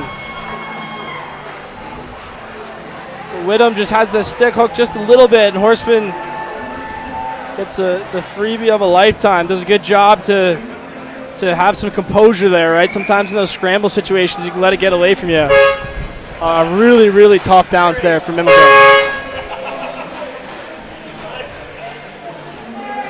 Wipe down crew will take care of the crease of Whittam. You got to let that not affect you, right? Right. That's those things happen. Whittam's been outstanding tonight. If you're Mimico, you've got to try to just flush that out of your mind and keep playing here. The most important play is the next one, not the last one. A reminder that Friday night will be off tomorrow. That's Rob getting out there to help Excuse me, today is Friday. get some veteran leadership there for the Double Blue crew. Sunday night, how about that? Let's try this again. Sunday in Orangeville, Tuesday back in Mimico. All at 8 p.m., all right here. I don't know why I don't let you do these. Should be a treat. Goodness. Big pile up back at the hockey blue line for this face-off. Count is on, so it's got to be in the stick of someone in a black jersey. And it does cross center. Does it cross back again? Is Ciapera taken down? Should be over back. It was in his stick. Yeah, Jake good call. Spalina, yeah. Ciapera has been banged up all night tonight and goes off again. Looked like he was holding the face mask as he was down on the floor. Matty, I should get an actual award for taking this long to mention it. Ciapera and Bowie played lacrosse at Cornell University. Records continue to fall here tonight. Third period before our first Big Red reference. Outside shot. That one. Good brought ride down by back. Pack. Recovered by Moran Weeks. Boy, we're going to need to wipe half the floor here. Yeah. Get the Zamboni out. Those kids have little arms. Thompson. Oh, good recovery by Edwards on Dudemain. Dudemain still shoots over the top, though. Forced it wide, but you're right. That was a good defensive play. Transition there as they were headed out, and John Vandergeesen wants a towel crew again. Really good shift there by Elijah Edwards. Dudemain looked like he was open. Lee had eyes on him. You might need to enlist a few more people here in the Double Blue crew. The sanitation department, Matty, maybe a better term, a more diplomatic term. You can actually see it on the camera. Yeah. Yeah, now here they come. Yeah, Pack slipped on it and then pointed it right out. This is not a one-man job.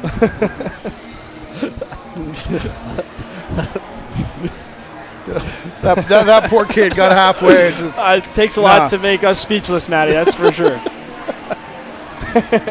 I've lost track of how many wipe downs. We were at 7 when I gave up, and I don't remember when that was. A lot. Whatever the over-under was, we're over it. Yeah, we hit the over tonight. Yeah. But 1 for 5 on the power play tonight for Mimico. 2 for 7 in game number 1. Yep. 3 for, 13, 12?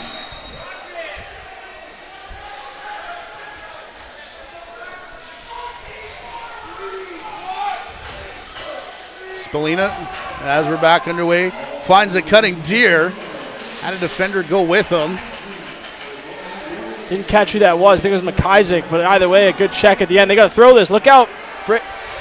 Numbers. Couple passes all the way up into the stick of the captain. Bowman, the one-man back, and the shot goes off his foot and out of play. Really good play by Dante Bowen. Really, really good play. And then you can see him signaling to Poirier, I got Dudemain. So clearly the matchup they want. And we're going to get treated to it right here. 24 has been a problem all night long, and Bowen says, let me at him. Boy, great set there, great save. Recognized and gave it back to the captain, who got a good shot away. Here's Waters. Moran Weeks.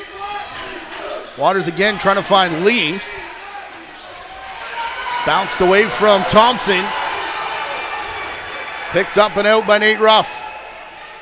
Got Bowen trailing, as is D'Onofrio, and they'll good idea by Ruff there. Obviously, just the 1 goal game, so you're not quite in clock management mode, but I don't think you're ever going to get in trouble for taking the 30 up a goal in a third period of a playoff game. Bowen remains out there, and he slips. I'm not sure if there's a slick spot on the floor or not, but went down a second time trying to get up after the shot. Now Jennings goes down. Beneficiary here is Hobbs. Off the post. Sorry, that was Britton Pitt. Britton Pitt, letting it fly. And look out, Colm Barnett Run into by McDonnell. Graydon Stokes will recover at center. Man, this game is caffeinated. End-to-end action. Yeah. Almost need the wipe downs to just take a little breath Sure. in this one. Here's Spalina. Up top stuff. Comes back to the shooter spot. Under 10. All the way up top. Oh, turning boy. and firing there. That one left the stick of Jackman a little bit funny. That looked good from here, Matt. He didn't miss by a whole much. Yeah. Not sure that Whittam saw it the entire way. For a second there, Water's late here. I thought that was going to be "This is awesome," and I would totally agree. Alex Roussel out of the corner. This is so fun. Tavares sets in. He's going to take a victory lap.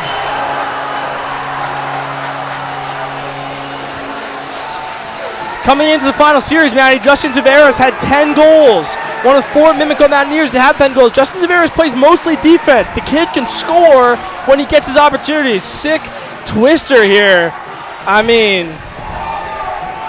that's just a sick shot. And he's going over to the fan section saying, "You're right, this is our barn here. And we got 12 minutes left to play in this one," which has been everything we thought it would be, hoped it would be, and more. Here's a look from Britton Pitt. He's going to rock this off the bottom right post. Oof. Yeah, O'Toole doing his best. This atmosphere, I mean, it started well before I got here out in the parking lot. Yep. The tailgate was on in full force. I was here just over an hour before game time and continued as they came in, showing no signs of slowing down. Yeah. Might carry over into Sunday. Yeah, we got them packed in pretty good here. If you're wondering how many folks this building can seat, however many are in here right now. It is capacity -1 if the fire marshal's watching. Sure. That's the attendance here tonight. And if he's not, well, it's lots. Yeah.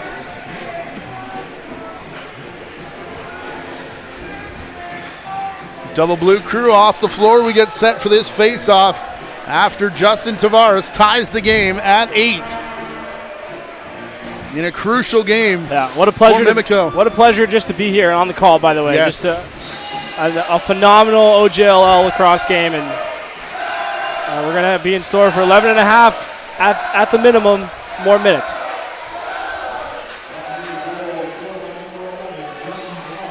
Part of my focus trying to call the game, part of my focus trying to figure out what the crowd is chanting, and if it's at players or each other, or and if we can say it on the broadcast. Well, no, I know that that's not going to happen. Not if I want to be back for game 3, which I definitely do. Ball down, picked up by Bowen. Was trying to get it up. Good move. And good move by close Barnett. to that 8-second count. Probably got it over in about 6.5. Colin Barnett having a really nice night, I think, for Orangeville. Just doing all the right things. Kind of a classic Orangeville defender. A little undersized, but does all the right things. As Horseman's open. Out in front, scores. Trey Deer cutting through. Sorry, that is Horseman with his hat trick. This is basically a Nations look with a slip pick. So Nations look, typically you come off a pick, hit a third guy, and then the picker scores.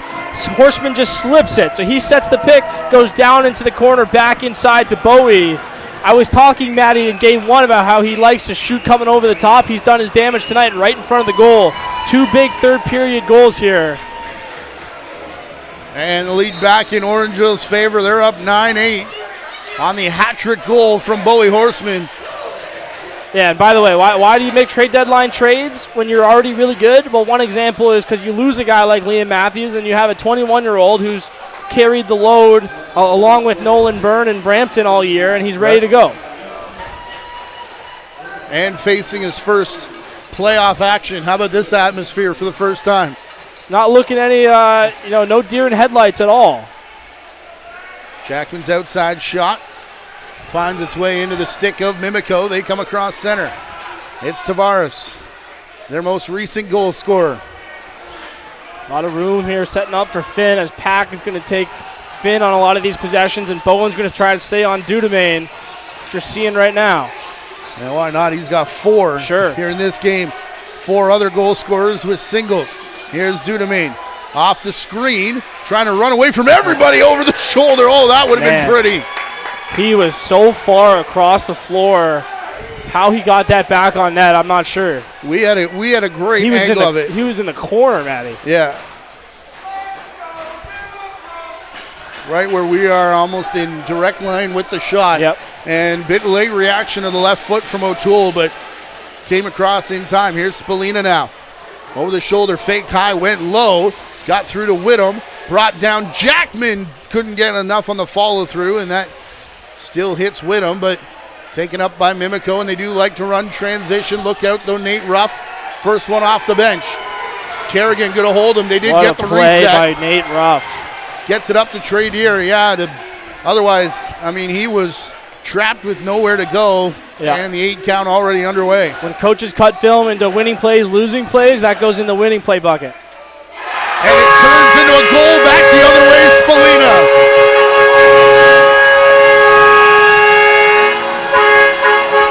And that's why, Matty. That's why it's a winning play, because it's a little loose ball that's not going to appear in an OJLL game sheet, and then it leads directly to a goal, and now the Northmen have a 2-0 lead. Spalina comes over the pick, as he's done so often, shoots that bouncer pretty much into the top corner. Again, if not the prettiest shot in the game, damn near. Going back and forth, but Mimico can't afford to do that. Here's another look at the shot. Again, off of Nate Ruff. Putting in good work.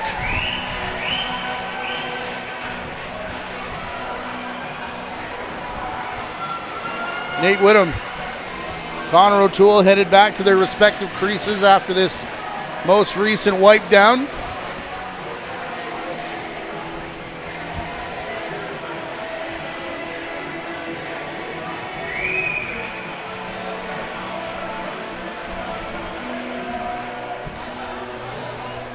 As we get set for the face-off.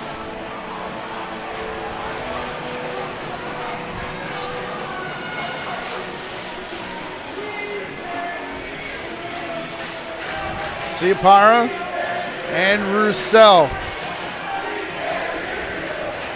Gonna crouch in with 8:34 to go. Lead stretched up to 10-8 now. Early movement from where? Looks like it's from gonna be Mimico. Northman ball, yep.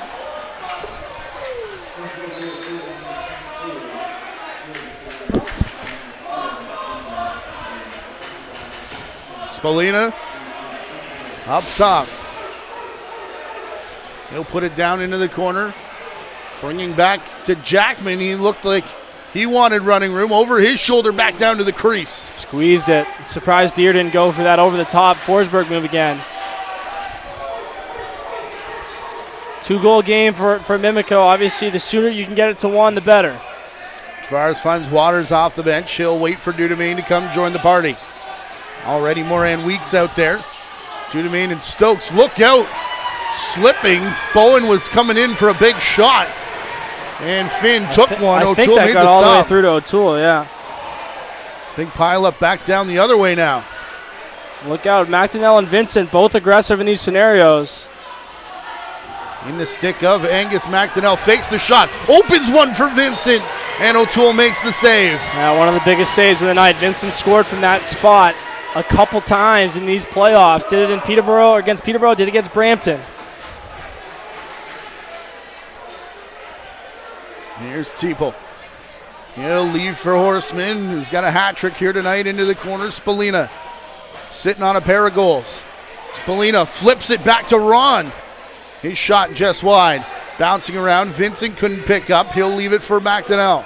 Yeah, you got to be careful if you're Mimico. You can't leak out too early, right? Looking to get transition, make a play, but you got to pick up loose balls, get them out the right way, and play offense. You have time. You have enough time to get back in the game. Tavares going to stay on here. Big high step from Finn. Trying to feed it back for Lee. And Good bounce from Mimico off the official there. yeah, keeping the play alive. Tavares cutting through, slammed on the brakes, turns and fires What a O'Toole save. down. What Keeps a it in front of save. him. What a sequence by Tavares. Thought about the twister. I think he thought about throwing it behind the back, too. Ends up going with a spin shot. Almost works out. Nice save, O'Toole. Tick, tick, tick, tick, tick here. 6.5 to go. Orangeville have pushed it up to a 2-goal lead. Jackman. It's been within 2 for either side all night long. And now 3.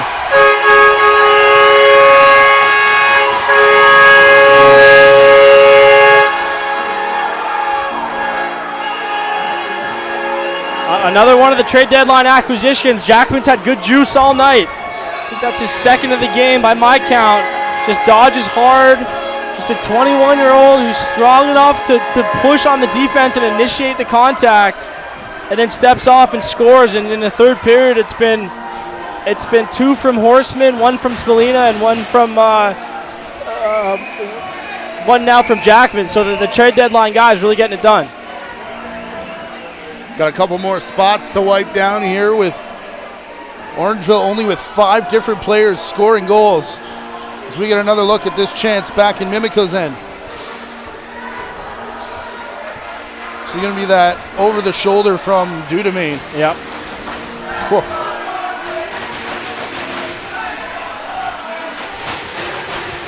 It is so loud in here right now. Here's a look at this nice save. Vincent hunting a 5-hole or something down low. O'Toole squeezes it. And then this is going to be the last one from Tavares. Thinks about it right here and then turns for the spin shot. I don't think O'Toole saw much of it, so just a good positioning save. Again, no one's gotten to 10 yet. No one's gotten to 10 yet on Orangeville in the playoffs here. So it's going to take at least 12, now for Mimico. And another early movement off the faceoff dot gives it back to Orangeville. Yeah, and don't be surprised, by the way, to see the goalie pulled coming up. We saw it last night early. 3 goals. Maybe it's a little bit too early with a 3-goal lead, but they'll at least be thinking about it. Kyle Crotman gave the hurry up. Whittam looked absolutely gassed as he was headed back to his crease, though, so we'll see what the run out looks like. With Horseman now controlling the ball away from the outside. Does get a shot through. Shrug of the shoulder from Whittam. But the rebound controlled by the Mountaineers. Looks like he's going to stay in, at least for now. What can you get to here? And look who's guarding 24. Yeah, he's going to see a heavy load of Dante Bowen the rest of the night. Feeds it into the crease, though. And they forgot about Justin Lee. We got life, and what have I said about Lee, right? He just ends up open in front of the net because he's so big. This is going to be a lot like the Dudemain goal, where I don't think Lee takes a pick from anybody. He just shrugs his guy off, and they throw it in. Again, throw it in. That's the theme in the playoffs. Got to get in tight here, and Mimico scored most of their goals right on top. Yeah, Lee just slips Costi in, and Dudemain puts it on the ear, and all of a sudden we're back to an 11-9 2-goal game here. And now you're definitely glad you didn't pull the goalie, right? Now that's the cat and mouse game, is these things can change quickly. 5.5 to play, and they're going to be an incredible 5.5. Why not? The first 54.5 have been good too. That should be Mimico ball. Cleanly bounced up call. and into Orangeville's bench. Initially signaled the way of Orangeville. JVD apologizes to the bench. Had he pointed incorrectly. Yeah, look who's guarding 24 again, by the way. For Dudemain, it's going to go through Bowen. And they go right back to the crease again. Low shot, then over the shoulder trying the high one from Thompson. And Pack did a nice job to keep that in the crease, but stolen away Moran Weeks. Oh, Pack made a heck of a play to just keep the ball and get the loose ball, and then fumbled it coming up here. Finn Thompson eludes everybody but can't beat O'Toole. Not sure if he's upset or hurt. Got back up. Took him a while. Moran Weeks directing traffic. He'll send it to Roussel. Finn circled the crease. He's back out in the play now. Roussel to Tavares. Had room to What Lee a again save! on the crease. What a save, Matty! That's ridiculous. And Moran Weeks' turn to get up slowly. I just think these players are completely out of juice right now. I mean, that is ridiculous. Cross crease to Lee, who reaches back to the original side, and O'Toole throws out the arm. What a feed by Tavares. Oh, man. What a lacrosse game we're watching here. Jackman, corner. In on Whittam. Trey Deer chases down the rebound, gets the reset, and for his troubles has to deal with a triple team. Angus McDonnell. Need the ball here for Mimico. Can't take a foul. You need the rock. Bumps free and picked up, and Well done by McDonnell here. So 4 minutes. Clock stays ticking a little too quickly for Mountaineer fans. For Northmen fans, you're just fine with it. Thompson wondering why that wasn't called, as the stick may have rode high up into his face mask. Yeah, it's going to take a lot to have a penalty at this stage of the game. Dudeman trying to shrug Bowen inside. Thompson, Moran, Weeks cut through. They got a quick stick chance, and no back in called there. They call it a push on Thompson. Yeah. 3.5 now. Ryan Barnett went back into the crease. This is full clock territory for Orangeville. I think if you shoot before 5 seconds, you're doing it wrong here. Ron to Spalina over the top. Spalina gets the screen from Onofrio. 5 second mark coming up. That's where he rips from, and right into the midsection of Whittam. Although the rebound bouncing out, Vincent will pick up. Whittam, no look to the bench. He's going to stay where he's at right now. Now he signals but doesn't get the call. I think this will probably be the last one, the last 5-on-5 set. Dudemain Bowen again. Here we go. This is fun to watch from our vantage point. Look out. Big collision. Moran Weeks is down and into the crease. He might be hurt here as he hit the post awkwardly.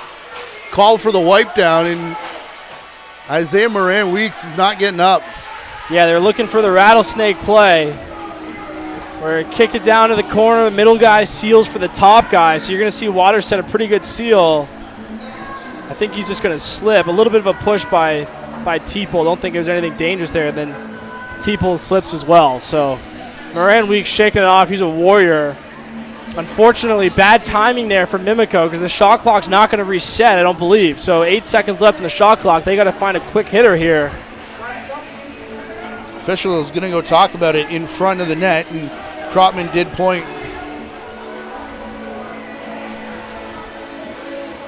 Here's Bowie Horseman with another hat trick here in this final series. And again, very different looking, right? That one's right on top of the crease.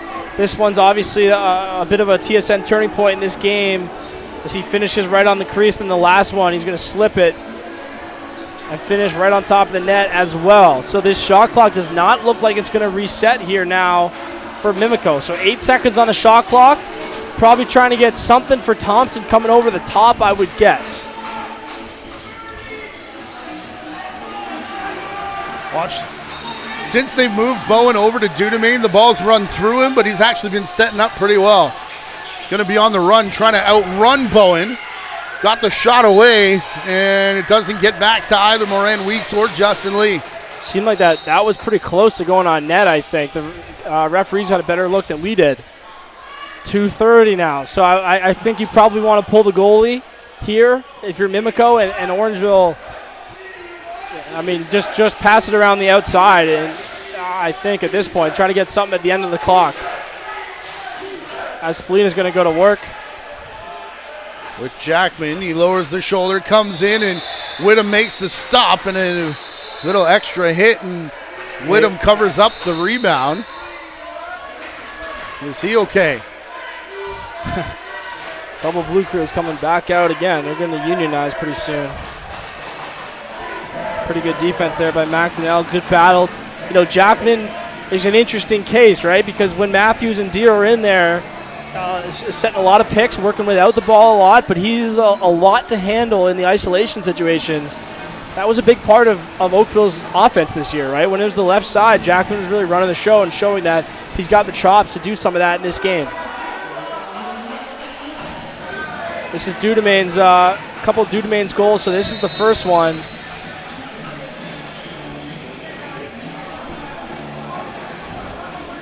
Second one, heat check.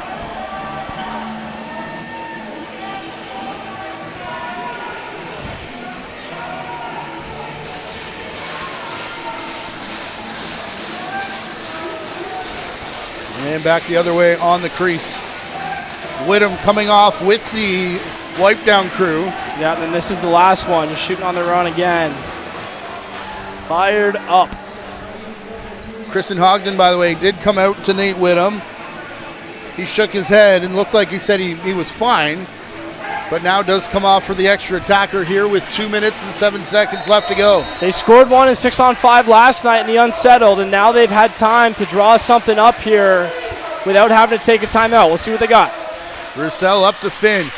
Off the post. Early shot, bouncing around into the crease. O'Toole picks it up, and can they get Whittam back to the bench? The answer is going to be no. It's Trey Deer all alone, empty net.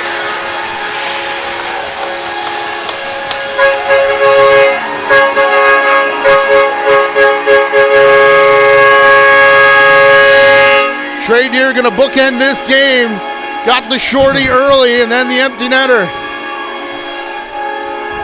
Yeah, it's a game of inches, right? Thompson took that shot and smoked it off the post. Orangeville gets the break.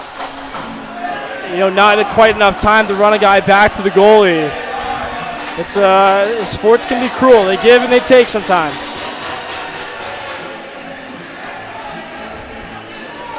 (12-9) with 1:46 to go. Roussel and Spallina again for the face-off. Roussel slipped and then may have fallen in his own oil slick. Timeout called by Rusty Kruger.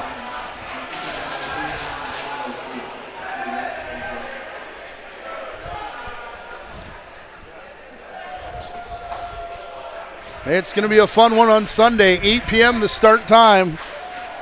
If you're anywhere within about 4 hours of driving of Tony Rose Arena, you need to get yourself there. If not, we got you covered right here. But we know you don't have work on Monday, so you can't use that excuse. There you go.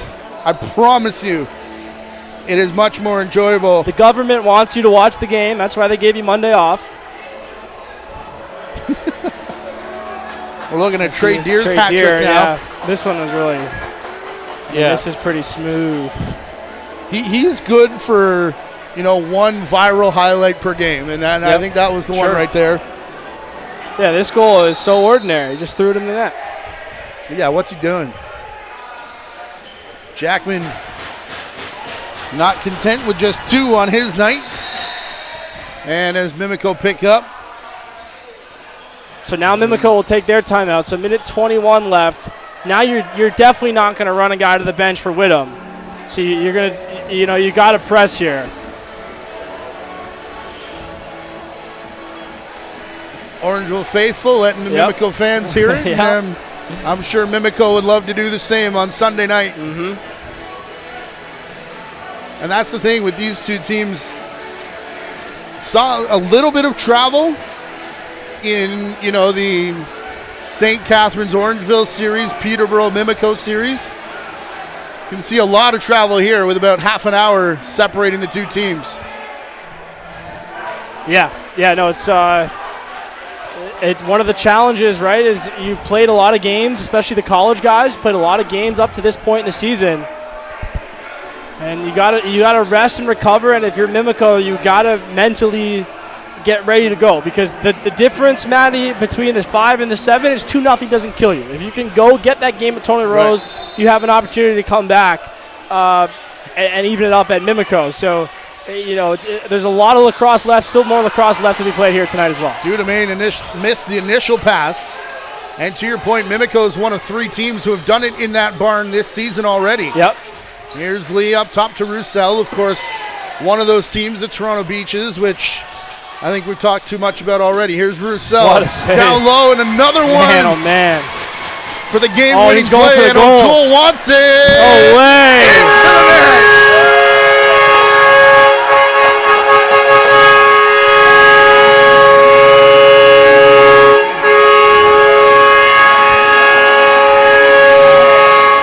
capping a tremendous performance in the only way you can. I don't know what to say, Maddie. A grade A look. Goes down to the splits, gets up, and just, I mean, that counts as a happy meal in my book.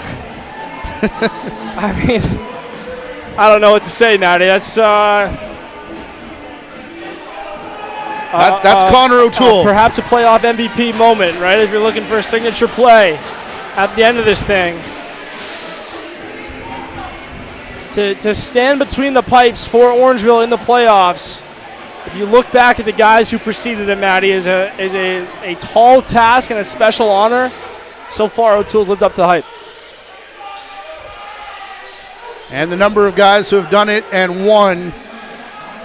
Yeah. You talk about their names for a long time after. And by the way, several of them are in the building tonight too, which is not a coincidence. It's one of the reasons why they carry that excellence throughout.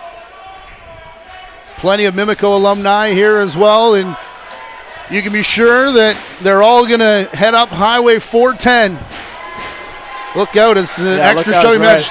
Stokes coming in with a purpose, and it might be on. Yep.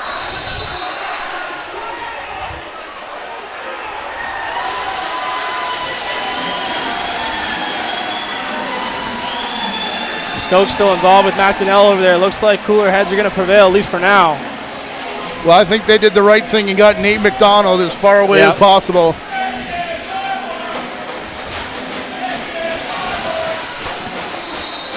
I think this would be one of those runoff scenarios, Maddie. Not sure we're going to have anything excellent happen here. McDonnell gives him a few shots, and Stokes comes in with some pace, as you mentioned. Nothing really from there. You see McDonald trying to get a piece of somebody. Ferguson steps in. Well, Stokes and Poirier have done that a few times this year. Part of why they didn't start the playoffs. Of course, we've seen some of those in Mimico also this season. Should probably tune into game number 3. That's all I'm going to say. I'll be there. All right. I'll be there early. I don't know how early I'm going into the main bowl. Yeah. I might be in the air-conditioned lobby early. Might sit at whatever the closest hockey rink is. Yeah.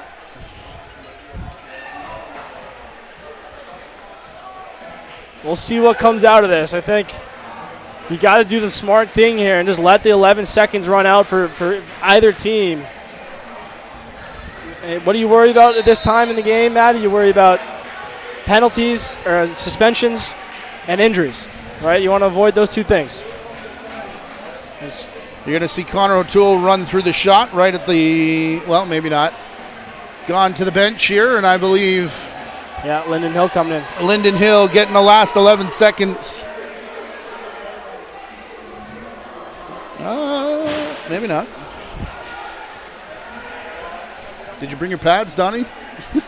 I said I want nothing to do with that lifestyle, goaltender lifestyle. 1, 2, 3, 4, 5. Yeah, 5 and... Well, I think they just pulled them so that they could... Should be one more, but either way, it doesn't matter. Cameron Pack's just going to make sure he crosses center in the allotted 8 seconds. And the Orangeville Northmen will head home with a 2-0 final series lead in this best-of-7 series. Yeah, an incredible game, incredible atmosphere.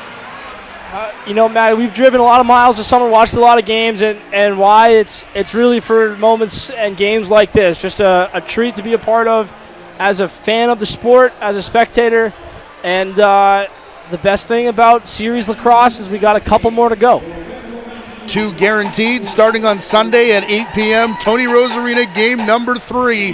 Orangeville Northmen will have a 2-0 series lead. For my partner, Jonathan Donville, our director tonight, Rachel Wolf, Gary Morrison for the JVI Sports Network, and Colleen Grimes for the Ontario Junior Lacrosse League. I'm Matthew Carrick saying thank you for tuning into this fantastic game here tonight. Have a great day off and a great long weekend, and we'll talk to you on Sunday.